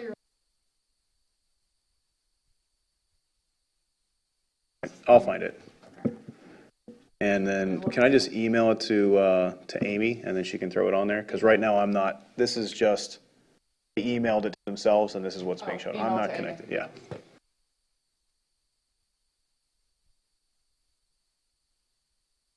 We addressed the fitness trail. That's checked off our list. Yep. We addressed the access to, with the new parcel. Now, can briefly talk about the adequacy of parking. You're going to have 300 spots. That's what's estimated. I don't know if there was a question with this note on here, if you wanted to discuss, but there are codes that we have to meet based on the use of that property. And as of right now, those 300 will meet the use. How many spots do we have now? Sanitary, yeah. How many spots do you guys have now? So about 70. Yeah. We have 300. That is what is as proposed, yes. And is it my understanding that if we have one of the major events, like a concert and so forth, we can work out a reciprocal agreement with the church, the library, and the school for supplemental parking during those specific events? That is an operational item that Yeah. can be done administratively. Right, I Okay, don't think but that needs the to be in opportunity here. exists for augmented parking. And Yes. just so you all know, I believe those discussions have been had with the school board too, because right now, go to their Christmas, songs that the school puts on, and all of the parents, they park anywhere and everywhere they can find a parking Yeah. spot. And so I think the school was looking, when they hold events, to utilize the parking as well. So I believe Okay. that'll be reciprocated. So Okay. there will be ample parking. Yes. Wonderful. I have no problem with the rest of the entire concept plan. I'd like to vote on all of it, with the exceptions of what we've been discussing. We can tackle the fields, and then, if we can tackle the field issue, and then where you just removed the court, and then I think that would be the next step, Barbara. Okay. I have it here on my screen, I just can't get it up on You tell me. here. Would you like me to Pass walk it around and Why show don't we it? just pass it around? Don't care. You sent it? send it to Amy? Yeah. I know what you, I know you see it. You get it up? Okay. We believe you. I can send it to you if you want to. I don't need to see it. I know what you're talking about.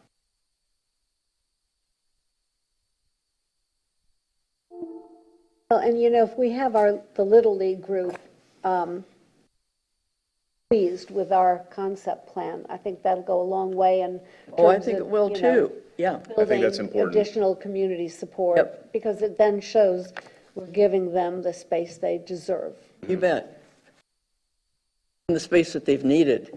And the fact that we're already going to have a basketball gym inside this other building, it's not that Yeah. we're removing, we're just replacing. We're Yeah, you're taking away a relocating, liability. relocating. Yeah, please. We need to make a vote on that. If you're putting that We can have three-story votes on building. absolutely on a new parcel, anything. I think we should. And what goes in those other two No buildings? wall. One is the gym, and one I thought was the community center. But if you put the community a center pavilion, over could be the for a the variety, driveway, yes. Community center over the driveway? Yeah. that's what I'm the sorry. vote was. Do that except for me. New That's what parcel, that where- is. what's labeled as the Welcome Center, Okay, so you're asking what the programming is inside here? No, well, yes, Yeah. all three. Okay, But we're going so, to be talking about that. yeah, so right now, it's undefined. But what I do know, what I have is a list from Sarah, from You all. Allison, from you. I have a list of a bunch of activities that need to be filled up inside there. So we've provided 30,000 here and 24,000 square feet here to handle many different activities. And so that's where those individual, is it a yoga class? Is it indoor pickleball? Is it a workout facility? Is it aerobics? What is it that you want where? Those details that go on the inside of the shell will be discussed at our kickoff meeting, was my That's nice. Look at that. To me, it seems there are 3 areas. There's 3 buildings, yes. Yeah. Oh, Thank you. Yes. Oh, wow. there'll Yeah. be 3, we only need 2. I don't understand. If you need a third, I don't know if you need the third building. Well, what are the 3 uses? We've already defined them, Becky. Some of the programming that we talked about, we want a kitchen so we can host community cooking classes. We want a designated yoga room so we don't have kids beating on the door when they're trying to have Right. yoga. Exactly. There's that's a community designated center. senior areas for mahjong and games like that. So that's what will be distributed throughout the 3 buildings, but the programming will come once we have this kind of set. You all will, Yes, sir. you all will determine that. Like I said, in a future meeting, we'll what the bring the current gen- size, the dimensions, the floors, and you determine that. Okay, this is a radical shift then, Yes, this ball yeah. field configuration. It certainly That is. creek runs right into. That is showing our interest in, It comes up right in here. Wow. well, that really shows I think it. it's, So can Doesn't I, it? can and I I don't know if also it's add to connected this? directly to, I think it's a drainage pond. This layout, we were remiss in the concession stand for Little League, and this would give the opportunity to provide potentially, like, right now at their concession stand, their Little League, little building, that's where they play the national anthem, that's where they do their announcements, this won't have any other effects other than changing the field and moving the 30,000 level feet, yes. 30,000. The- Mind you, this is big picture. Yes. So Pencil. this location of the baseball field takes up a little bit of that basketball field. There was a little bit more programming that was north of center field here. This building now takes up some area, or this field now takes up a little more area here, but we did gain pieces here, gained this piece here, and we gained this piece here. So there's many different things that we can move back around. So again, we're just moving puzzle pieces around, similar to the cutout that I got from you about 6 months ago. And so we're just moving items around here and there. The amphitheater is shown here. Okay, where's the amphitheater? This, Oh, the amphitheater is This? there.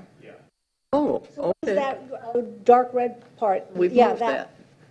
it got moved with the baseball field. With So the I didn't switch. eliminate anything here. I just drew on top because Oh. in AutoCAD I can get 90-foot bases. I can get the sizes that I need, and I just put it right on top of this pretty picture. So this area here would turn into something different.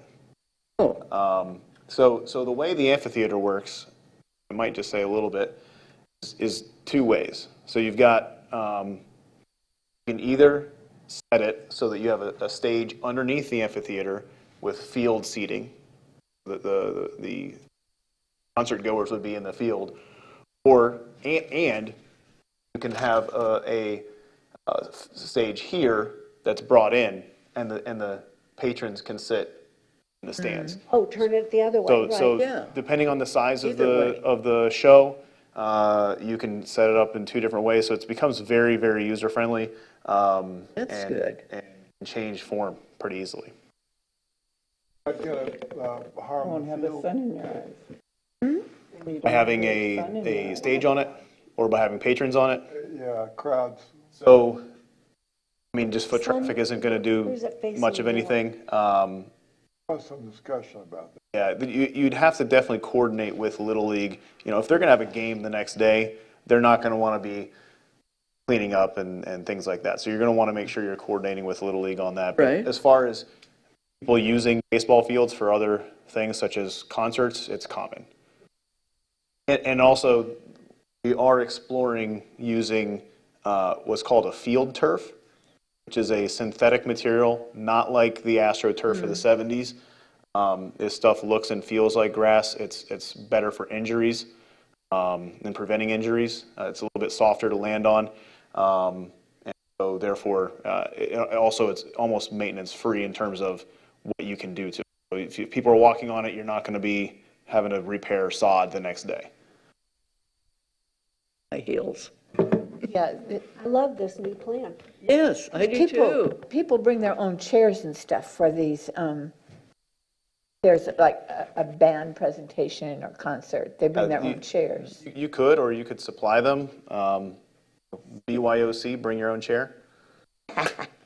The Bonita Springs, they just all have their own chairs, they just bring chairs. Yeah, and so that actually, What about the size? that's actually smaller than what this is showing. Really? Really? This is Did you all see this? probably Yes. twice the size. No kidding. Becky happy. Chairs. Oh, my. Okay.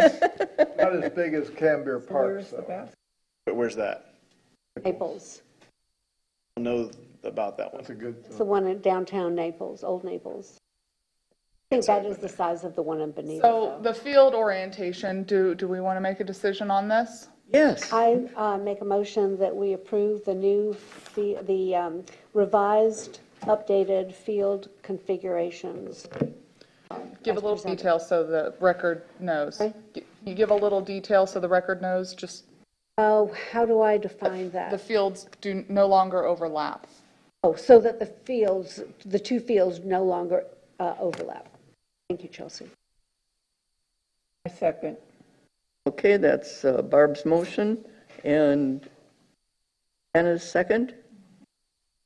Further discussion? All in favor indicate by saying aye. Aye. Aye. Opposed? 5-0. one last thing about the fields. This is very close to my heart. The granite, I got the granite founders monument that I got the county to pay $8,500 for, and we engraved the names of the founders of Little League. I met with Charlie Whitehead, and I have a list of sentimental things that need to be continued, and that is on it. monument, And you're gonna need a big loader for that, because it's heavy. Well, we have the Eric Ludvigsen Memorial, we have, there's Wade this Jenkins. Wade I just Jenkins. want to make sure that's not going to get lost in the shuffle.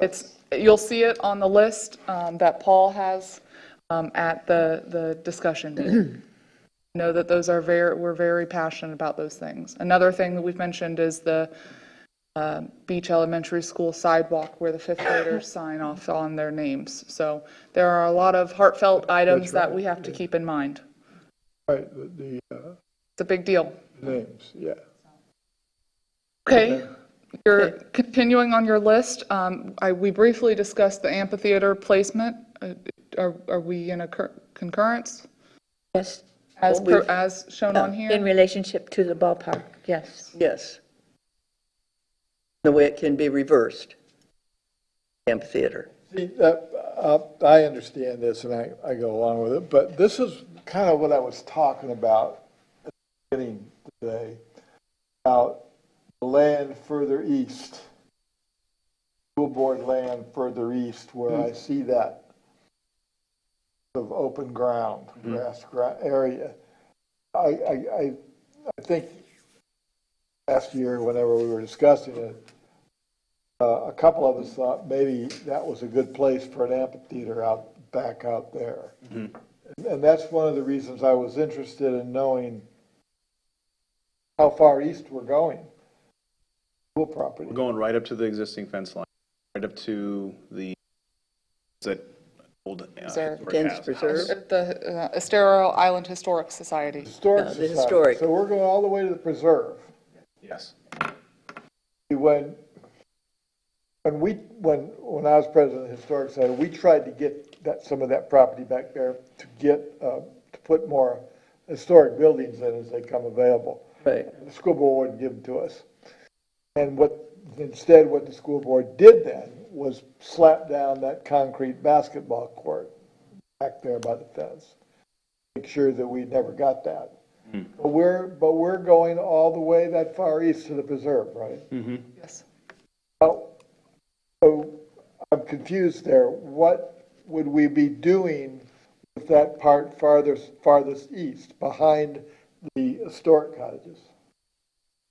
Further east, we're not going further east than the historic cottage. I call that east, maybe it's south. Between the school and the, I'm going to pull up the other one, or you go with that one? Behind the school cafeteria, where the cafeteria is, but the house is right there, right here. Yes. So you mean just above that, north? yeah. So right here, we have outdoor classroom, which is also kind of like an amphitheater, Yeah. where about 50 to 60 students, while a demonstration happens, speaker or it's, Town would build that? Oh, okay. so theoretically, you could have, a small concert there as well. Okay. Yeah. All right. See that? Or even poetry, whatever would be useful outside of school hours. So there's access that would be allowed for the public to come in outside of school hours, depending on how the. So the school board has or may agree that we'll share that? Right now, it seems, correct me if I'm wrong, but it sounds like as long as we build it, they're good to. And let me touch on that, because Wait. of course, with timing, and as Roger emphasized earlier, school's still going on. Operations are still happening. Kids are going to need to have recess. And so, of course, the school board is going to look that their items, their requests are constructed earlier on in the phasing, which is rightfully so, and it just so happens to be in tandem with the tentative construction plans right now. But timing is of the essence, and Allison, we have internal procedures that we have, our procurement process, we are required a set time frame to put things out on the street or advertised for. So really, as Roger emphasized earlier, these decisions, which you guys have made awesome headway today, help continue this moving forward, because once we get this down, then it goes on the back end, and it's me working with Paul and Allison and Sarah and making sure we meet all of our own rules and regulations, and with bidding, with permitting, with the list goes on. But we have a lot of internal controls that we have to abide by. And again, I emphasize timing is of the essence, but kudos to you all for all of the decisions that have been made today, because I feel like you've given Paul direction to come prepared to the kickoff meeting, which I know we've briefly touched on. I think we're going to be looking at the week of July 13th. So just in the meantime, July 13th for what? the kickoff meeting, that week. Say the kickoff meeting to me again. Kickoff meeting, it starts the clock for Paul's process of the 30% design. And so we've signed the contract, and that is a free flow, open, kind of like workshop that he'll collect all the comments, ideas, thoughts, you name it, and he's going to start putting pencil to paper. Are we there? Yep, you will be invited. So the week of the 13th, Sarah will be sending out another email. I've got to reach out to the school board. I've got to reach out to the Little League. We've got to make sure this room is available. There's a little, again, due diligence. We have to do controls on our end. But Sarah will be sending out an email for sometime that week. Just let us know your availability, and we're going to try to accommodate everyone's schedule the best that we can. So, yes, and I go back to those facilities. I don't know if you plan on having another meeting prior to that July 13th We meet on the week. 2nd. I think it would behoove this committee to work on the programming of those facilities and getting that down where you can bring that to the kickoff. So perhaps at your next meeting, you can have the programming list that's already been compiled. We can get Paul to give us the info, maybe he doesn't necessarily have to make his way down here, but we can at least get the info of dimensions of square footage, of floors, et cetera, down, and then you all can have an open discussion and vet what you envision each building to comprise. I still don't understand. Do you remember, again, it was upstairs, and weren't you, Jenna and Ray, talking about, and we were not really thinking about, what the activities were going to be, but when people were coming in and they were working out and they were all hot and sweaty, they didn't want to be in the same building with somebody that was doing a Class. card game or having a community meeting. Right. And so we decided that the best case scenario is to have a separate building for the actual workout classes, where the showers and, just have that completely separate. So when people come in hot and sweaty, they're not seeing the mayor, on the next, in the next room. So I think dividing the programs in that way, building specific in terms of what the fitness needs to include and what the passive recreation or community activities would need to include would be a big step forward in terms of beginning to delineate. That's 2 buildings. What's the third building?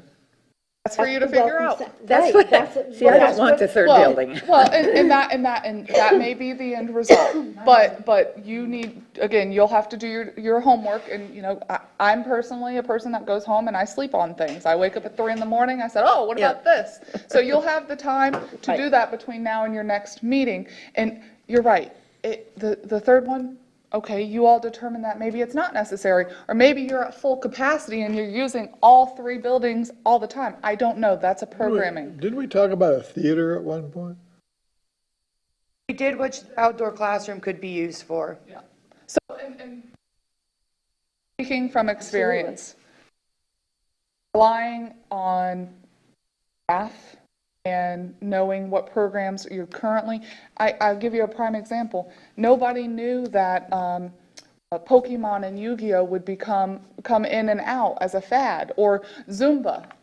Zumba all of a sudden was hot, Right. and you need the space to accommodate those fads that come in and out. So it is completely fine to have a general purpose room. Senior room at the rec center used to be a general purpose room. It turned into the senior room. It's now turned into the weight room.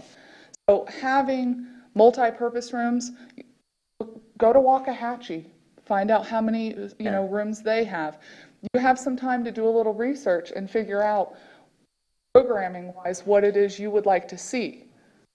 So I think your next meeting, you've made a lot of headway when it comes to the actual placement of these items. All right, now let's look into the use of them. And that should be, your next tackle at your next meeting. And then that will help you come prepared to the kickoff. For the kickoff. Yes. Okay, can we go on now? We've determined that the amphitheater is placed well. Yes. Are we all in favor of that? I actually just have a question. And am I remembering at at one of these other meetings that there was a question about the importance of the actual configuration of the ball field in terms of rise and sunset, right? And wasn't the way it was designed here, where the home plate sort of faces north, is the best case scenario? Do you remember that conversation, Sarah? I do, yes. Okay, and where I think this shows where the ball field is, Right. met with approval, because it was a north-south configuration. And I'm seeing here, now that I'm thinking about Yeah. that, I It's think not going that to be changes the north-south. configuration, so it's actually east-west. Right. So,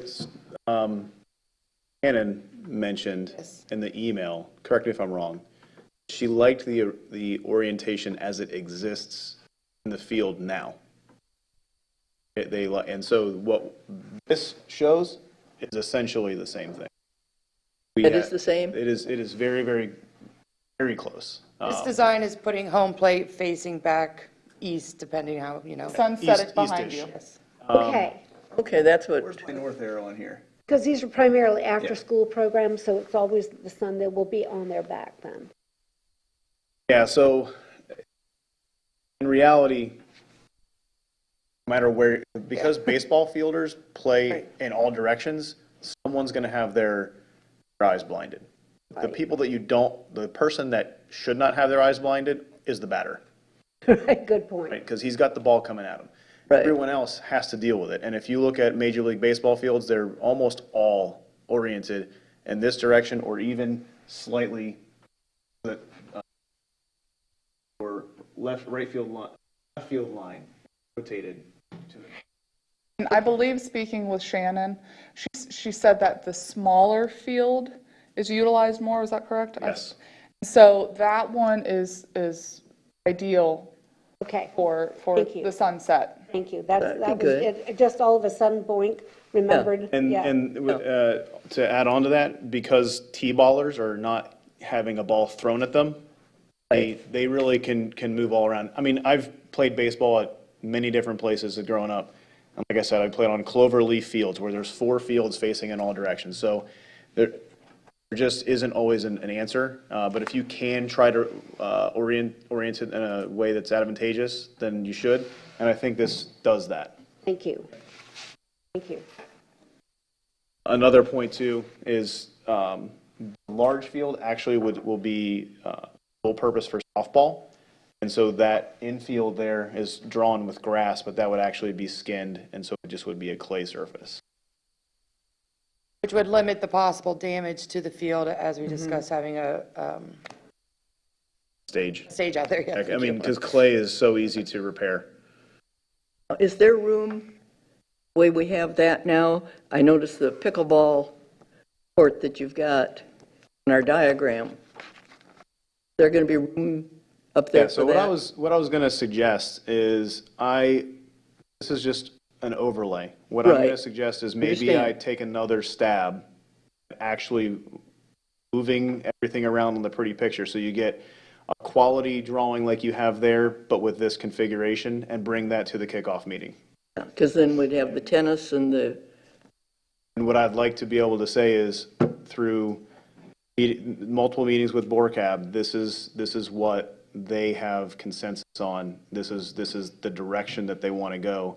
So it's going to require a pretty strong idea from someone to Now, move this. mind you, any changes that are done to this plan, we have to communicate to the school board. And so that, and if there is a change that they're not privy to or they don't like, that will extend the time. So the more changes that are made, the more discussions we have to have internally with the school board and to make sure that they're still in line with what is being proposed. you seen any problem with that, with the school board?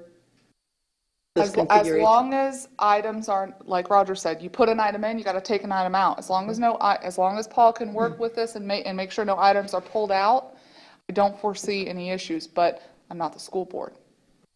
Becky, do you want to go ahead with the motion about the amphitheater?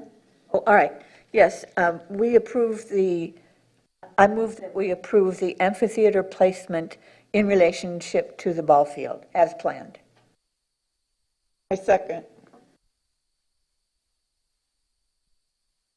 Okay, and that's Becky's, and who's second? Jana? Anna? Further discussion? All in favor indicate by saying aye. Aye. Aye. Passes 5-0, thank you. So by That's my notes, Motion you number 6. guys are making some Yeah. By my notes on here, it seems that we have 2 items left. One of the items is the park facility buildings. That'll be at your next meeting. The gym walls or no walls, you answered that yourself by saying no buildings, no gym, It's demolished. demolished. So then the only 2 items that I see left on your list, well, beyond additional items for discussion, is the name of the facility and the overall satisfaction with the plan, which I think you had posed earlier, and those are the last 2 items up for discussion. I think the naming of the facility is a little premature at this point. I don't know that, I mean, that's obviously It is. an important item that does need to be addressed, but probably not right now. I think we also discussed, and I'd like to, again, I plan naming some of the buildings with some historic names. Okay, I know the fields have been named. You've got the weight room, Al Order, is that how you Yes, say it? Al Order. That's, so again, that, and like you all stated, that may be a future discussion to where you have some historical named items, and then you may want to name these newer buildings or rename. Well, and what about a naming opportunity in terms of additional funding? So, for example, if somebody wants their name on a building, then, it's going to be $1 million. And so then if it's going to be, and I'm not even going to put out a name because that would be like so insightful. $1 million. They can have their name. Let's give out the opportunity. Say, look, your name can be on one of these big buildings. Maybe premature for the As soon naming as of I those. win the lotto, I'm going to have my name on it. There you go. You can have something smaller, like a fitness station. They name, you name everything at Mayaca. Then the last item is your overall satisfaction with the plan. Right. And are we in agreement that we're happy with the plan? I think so. Make a motion or no? We are. With the amended changes today? With the understanding with the that this is not changes. set in stone. Yeah. We haven't even put a pencil to paper yet. Well, Yeah. they might have put a colored pencil to paper to make it. All I right. don't know if we can make a motion on that Yeah, because we're because I not. think it's sort of already been, Yeah. with all these specific questions. I do think consensus is that, we're obviously responding favorably to the plan, and specifically doing motions with issues.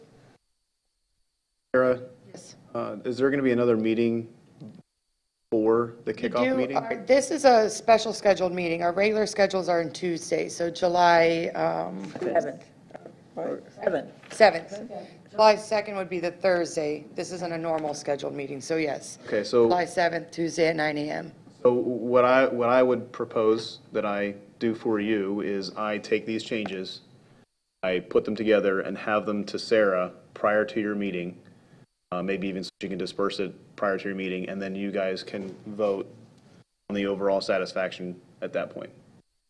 Okay, and I have a question about that, because I think in terms of the aesthetics of where things are and the landscaping and so forth is lovely, but I have not seen one building that's dedicated to service, storage, staff.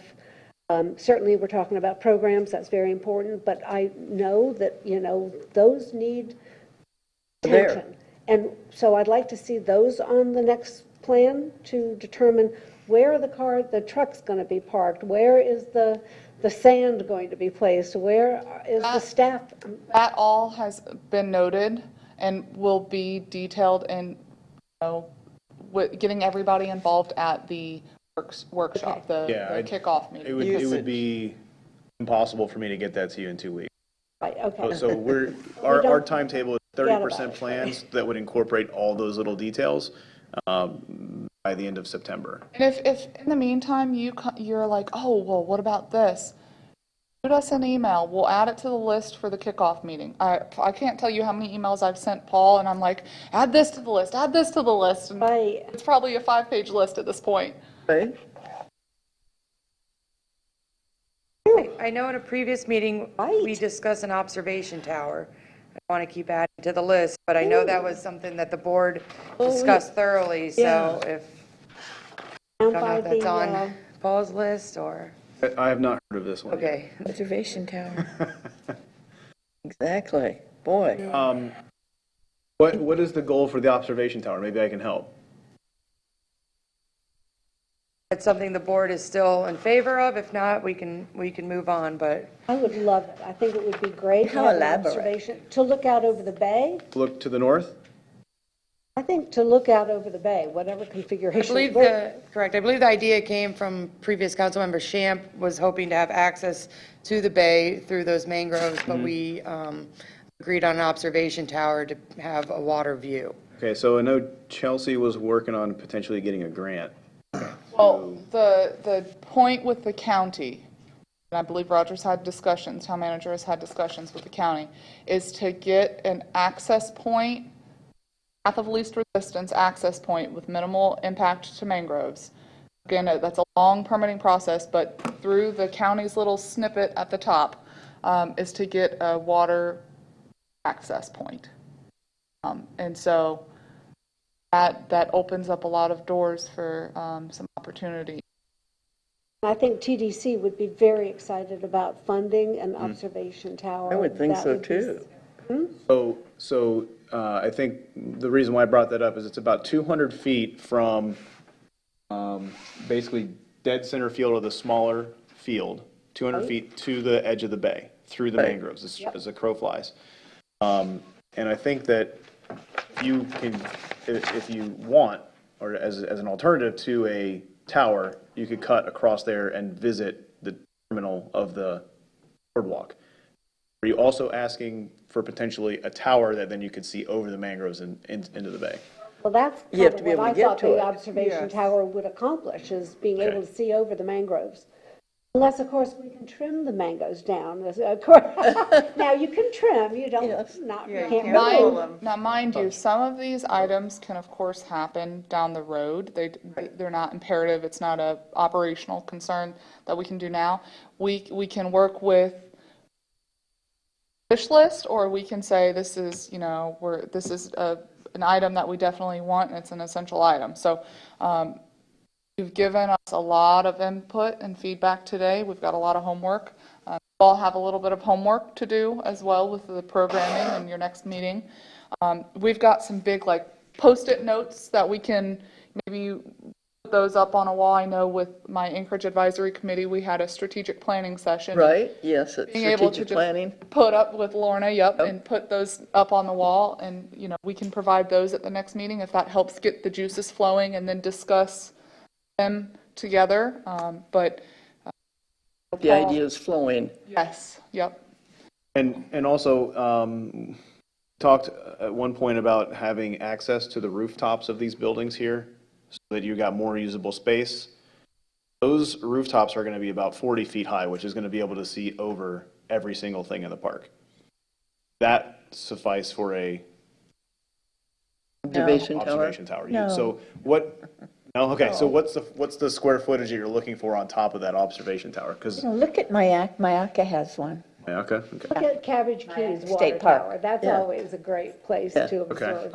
I've been to Cabbage Key, I've just never been on their tower. Well, the tower's awesome. Yeah. Yeah, just go up to the top, it's got that great view of all the islands. We just like the way it looks. Okay, I will look for that. For the purpose of clarification, when we go home and do our homework and look at what goes where in these specific buildings, can we collectively agree on how we're going to name these buildings? Like, is it 1, 2, 3? So that when we come back, we all now, I say, okay, on building 1, this is what we wanted to put in here. What did you label So, them? Right now- however you want to identify Number these them. then. Based on this plan, This is called number 2, Okay, that's number 2. this is called number 1, and this right now is called Welcome Center. Welcome Center, multi-purpose. We say entrance building? Yeah, I think- It's just, Entry and welcome center is what it's currently like. okay, main pedestrian. That's number 3, Main entry. We can call that number 3. Okay, we'll okay? call that number 3. So that when we come back, I'll say, well, this is what I think should be in number 3, and this goes in number 2, and goes in number 1. Thank you. Yeah, and I did do a quick calculation on this building here. It is 30 foot by 80 foot, so 2,400 square foot footprint. Wow. That's number 3. That's number 3. Okay. And again, what I'm hearing, it is going to have a elevated first floor, and then a second story, and then a deck on top, an observation deck. Oh, we could put the observation deck there. You can, yeah, I mean, if it was me, Yes. it's nothing to finish the top of a roof. Great idea. I believe there like was that. discussion of hosting classes on top of the roof at one time. I don't know if that was a consensus of the board. Allison mentioned that a few times, doing like rooftop yoga, rooftop spin. So that's something to also consider. Did you guys see the Bayside Park building? Saw the design there? So the actual rooftop where the only additions that you're adding is a flooring that you can walk on to level it out, because what you do is you actually put a standoff between the bituminous or membrane roof, and you have a nice platform that has open slats, so all the drainage just functions as normal. All you're adding is that little bit of flooring and hand railing from falling off. Where it got a little expensive was then we also added that roof on top. So as long as you're willing to furnish it with umbrellas, it's almost like you're just gaining more park space. When you start adding that roof, when you add a roof on top of the roof, then you're adding more expense. I think architecturally, I think it would be nice if all three buildings had the complementary architectural style with regard to the roof and other elements. So I don't know that having a flat roof on the entrance and then having these beautiful roofs on the other building would be. Well, and I don't know what the architecture is Assuming going to you're look doing like like. a peak roof, maybe with a metal, kind of in the same vein as the library. library, with the metal roof and that sort of thing.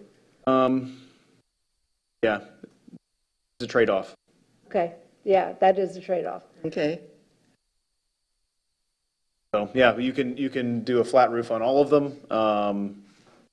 You can hide it. So look at Nervous Nellies, they actually have that metal roof with a deck on top of it. It's probably 30 feet in the air. So that might be a way where you can get a little bit of room, but you still have the overall architecture with the pitched roof. And there could be a facade up there so that it could be hidden and you could still use it for some of these outdoor classrooms. Yeah. And I'm only bringing this up for food for thought. So when you guys think about it over the next couple weeks, just think about, is it more important to have consistent architecture or is it important to use rooftop? We can make all the rooftops accessible, have consistent architecture that way, but then it won't match necessarily the library. Okay, now, we're supposed to do homework, but we have to know actually the inside configuration, or is that up to us? Like, That's up to us. gym would be a big open space. Maybe this would be classrooms, meeting rooms, and maybe the first one would be Yeah, administrative. what I've given you here is square footages of the footprint. So that your first elevated floor on the far left one here is 12,000 square feet. Wait a minute. Because I can't read your, We will, Yeah. let's do this. We will work on maybe like a worksheet. Okay. We'll send you, and that you can use that and then write on it, print it, edit. Good idea. And then return it to the meeting, and then we'll go from there. That way, we'll answer these questions. okay. Okay. All right, all right. And it would have some This is dimensions. Drive-through, and then 2 stories for the welcome thing?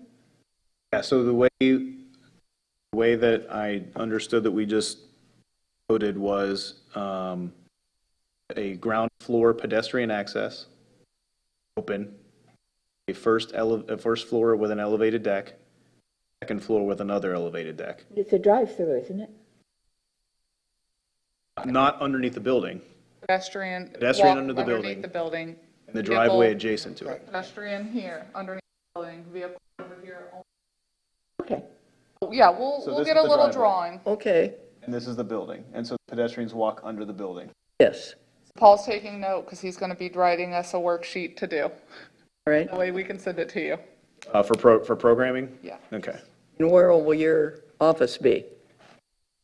That'll be part of the worksheet, but, so it could be Okay. in the Welcome Center, it could be next to the gymnasium. I would imagine we have offices scattered throughout the 3 buildings. Yeah, I was going to say for staff purposes, kind of need to get an idea as to Right, where. because one part of the area will be designated for, youth, others for seniors, for fitness, so staff may be distributed throughout, Yeah. all 3 buildings. Special spot for the seniors. Yes. Betty, I need to go, Yes. or my boat will leave without me. Looking at the clock. Pardon?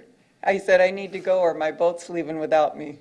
Oops. I think we're wrapping up anyways. I Won't believe. leave without Think- you. Yeah, I know. We want to keep you on the boat. See you at the next meeting, though. You're Okay, excused. Yes, I will be at the next meeting. And then you're leaving Okay. for out of town. I leave out of town on the 18th of July, and I've sent that to both of That's you. why we chose the 13th. Yeah. The week of the 13th. I will be here the week of the, after that, I won't be back Perfect. until November 1st. Oh, till November 1st. Yeah. Where are you going? My Iowa place. A little vacation away. Vacation here. From, when do you leave? On September? July I have the 18, dates for her absence. July 18, on until November. Okay, And I am available that whole time by Zoom or by phone, FaceTime. Right. I'm available. you bet. Okay? Well, appreciate it. Okay. Okay, Great, Jana. Thank you. Bye. Shanna? bye. Happy boating today. Enjoy. Oh, take some mangoes. Whatever Oh, you a want. mango? There's like 16 mangoes there for everybody. You're kidding. Brought mangoes. Help yourself, really. Oh, There's wonderful. plenty. Okay. You're welcome. Have a great Thank day. you. was Do we good. feel comfortable with the completion of this list that Becky provided with us? That was great, thank you. Ah, Through. thank you, thank you. There's even more if I had taken input from members before, but I just, This is wonderful, Think thank Oh, you. about this is it. Yeah. a great Thank you. starting point. You led the You way hit the today. big ones. You hit the big ones for sure. Yep. And I think at the next meeting, if you've got more, we'll definitely, I'll make myself available for the next meeting too. Sign myself up. You knocked it out of the park. There you go. Oh, July 7th. July 7th. You have. So let me just wrap this up. Yes. We have some homework to provide you a worksheet with dimensions of the buildings, how many floors, a little bit of detail, so way that you can take that worksheet and write down your thoughts individually of the programming of each facility and what you think should be in each. You'll do that over the next couple weeks. Bring it to your July 7th meeting. Go over the programming in depth. Someone will collate that information. I will not be here at that 7th meeting. I will be on vacation, but someone dear. will collate that information. I don't think we allow that. I don't know, I got it, no. Where can you go? Not approved, I don't think denied. Roger's approved it yet. Someone will collate that information and bring that document to the date uncertain, the week of July 13th, kickoff meeting. That way you all come prepared with your research, just as Little League will come prepared with their wants, needs, and the school board will hopefully come with their wants and needs. And then that way we can tackle it and get it all out there and accommodate the best of our abilities. And then Paul is off to the races to start getting some plans in place. Pencil on paper, not pen on paper, pencil. And then I think what till the end of the fiscal we said was for that STA. And then that 30% plan, once we get to that 30%, will be the stepping stone to move forward with design. Good. Hopefully sometime next fiscal year. Again, there's a lot of, like Roger emphasized earlier, there's a lot of background items that have to occur. Budget has to be passed. We have those budget hearings. We have to get the school board agreement in place. That has to be approved. We've got to get the loan in place. There's just a slew full of items that all the stars have to align before we can really jump into the next step of this. But kudos to you all again and council and getting us this first baby step, because it'll get us in where we need to be. Good. My understanding correctly from Roger this morning that in reviewing the actual budget, there was no need to increase our millage rate, but we will instead we'll keep our current millage rate for this upcoming fiscal year, which will even still allow us to do this project. From my understanding, yes. That's a huge shift from what I'd heard about a month ago. So kudos, that's all. I understood that in order for this to happen, that there was going to have to be a tax increase. So this is wonderful news. I am available via email. Town hall is still closed to the general public, but you can contact us and make appointment if need be, but if you have any questions in the meantime, or, maybe it's a detailed question that I need to reach out to Paul, do not hesitate to email me or call me, leave me a message. Email. It's just like Sarah, it's Chelsea, CHLSEA. It's just like Sarah, it's at fmbgov.com. I can give you a business card on your way out if you'd like. Do not hesitate to email me or call me, please. Thank you. I have a question, Chelsea. Has the town done anything yet on looking at grants? Yes, absolutely. We identified places we have a chance of getting them? We have identified some grant opportunities, but as a wise man once told me, we should not predicate a good idea based on grant funding. If it's a good idea, you move forward and you fund the project. If you get grant funding, kudos to you for getting grant funding. That helps reduce the costs. But I don't want to predicate the good idea of development based on the opportunity of grants or not. I think that's been apparent with council approving the preliminary millage. That's a switch. We at the Mound House with grants, going to grants first. No, the town bought the property first, then got the grants. Well, Well, sorry, I agree that that was please- the process. The key to grants It was is not the process, Barbara. the key to a grant and grant opportunities is to have a plan in place. You have a better chance of getting that grant than if you don't. So if this is the plan that's in place and this is a fully 100% approved, and some grant opportunities, you even have to have permits in hand before filling it, but I understand that, but I've always believed that there's grants out there that town, or Parks and Rec, this town can and should go after. I believe they're out there. I do as well, and And we'll look no. into it. I don't think, I don't know how hard they are to get, but I've always believed with the right lobbyist, do a lot of things, grab a lot of money. Absolutely. And I don't care what size town you are. If you have the right connections and the right lobbyists, you can get money. There's no doubt that there are opportunities out there. We know where they are. Yes, sir. Seniors too. Let me ask you this, and I may be, well, I don't know if this is still in existence. Shut up. That noise. There was a time in Florida, and Was that your phone? as far as I know, it still exists, where the oil companies for drilling out, way out in the Gulf and various places, had to pay the states whose offshore wells they had to pay fees. In Florida, those fees went directly to Parks and Rec pot. You know if that still exists, if that pot still exists? I'm not privy to that information, but I can look into it and get back to you. It was oil drilling funds that the oil companies paid to states.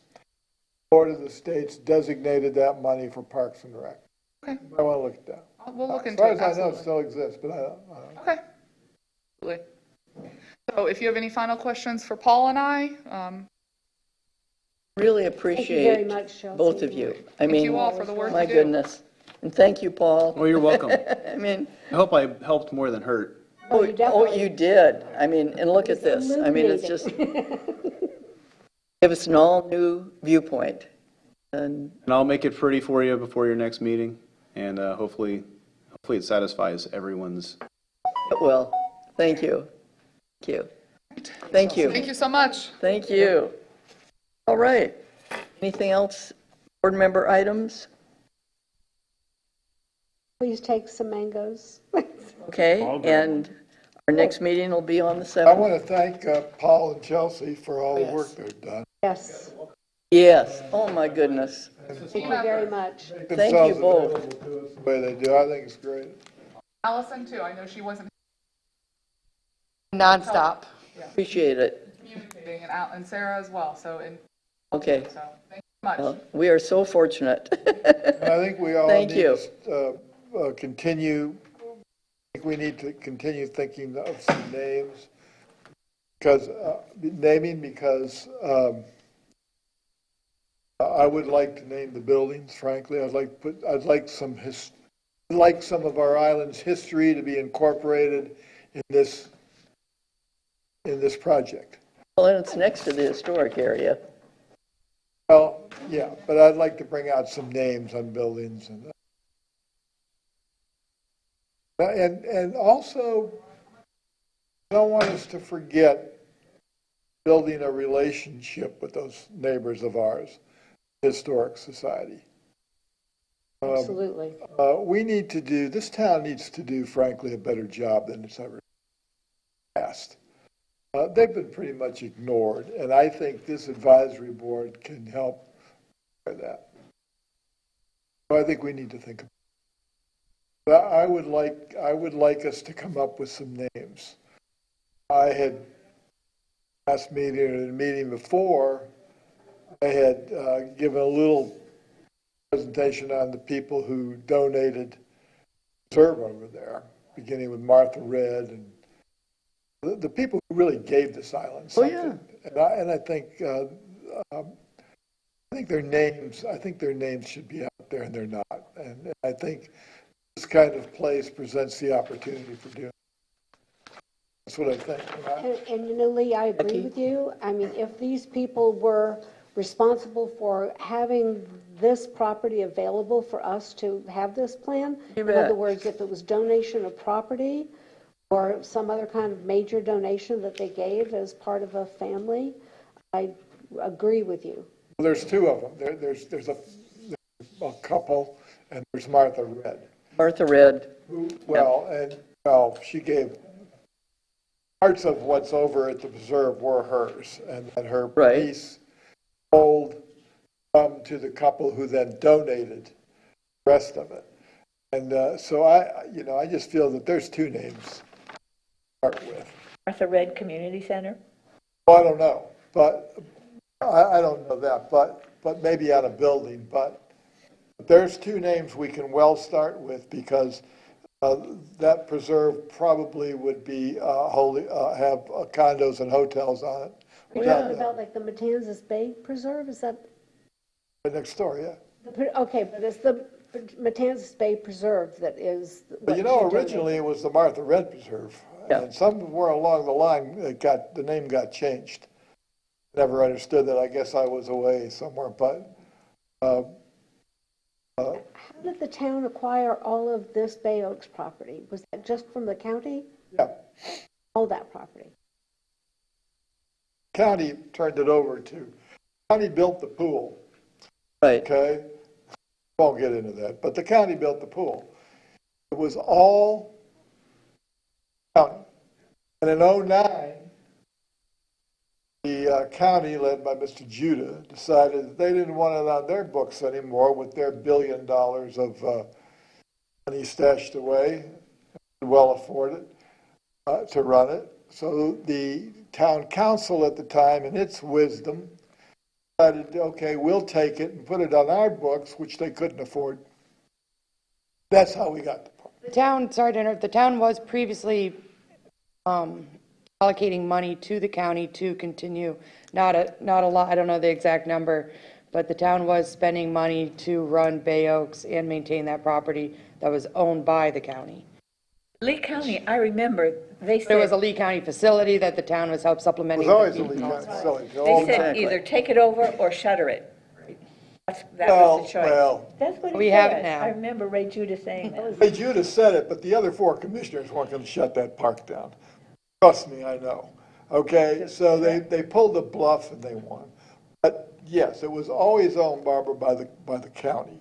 Now, there was some, I swear at one time, when we built that first field there in '56, Robusta and brought the kids together, we made that field.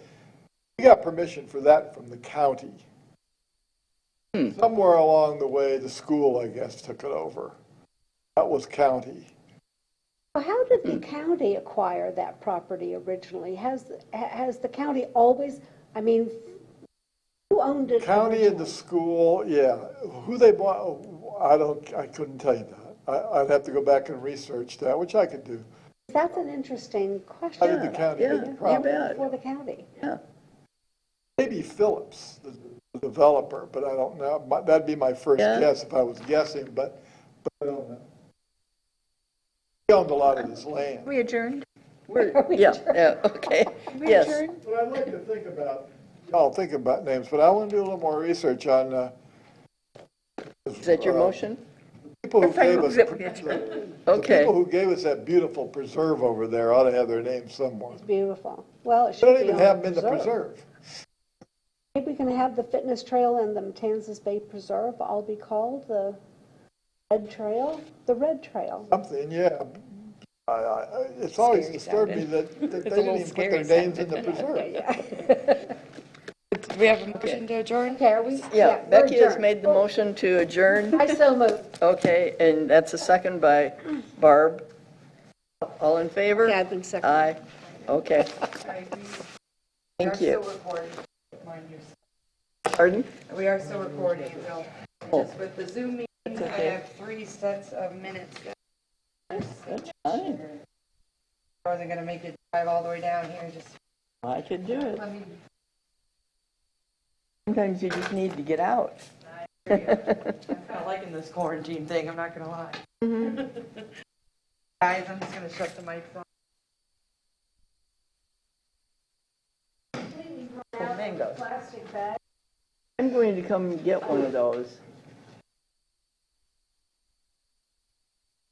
I'm ready to. They have gold. Why can't we have gold? I don't know. I don't know why. Why not?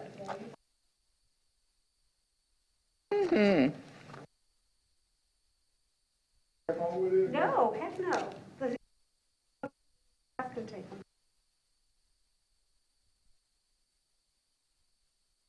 Wait a minute. You can take one of the bags, absolutely.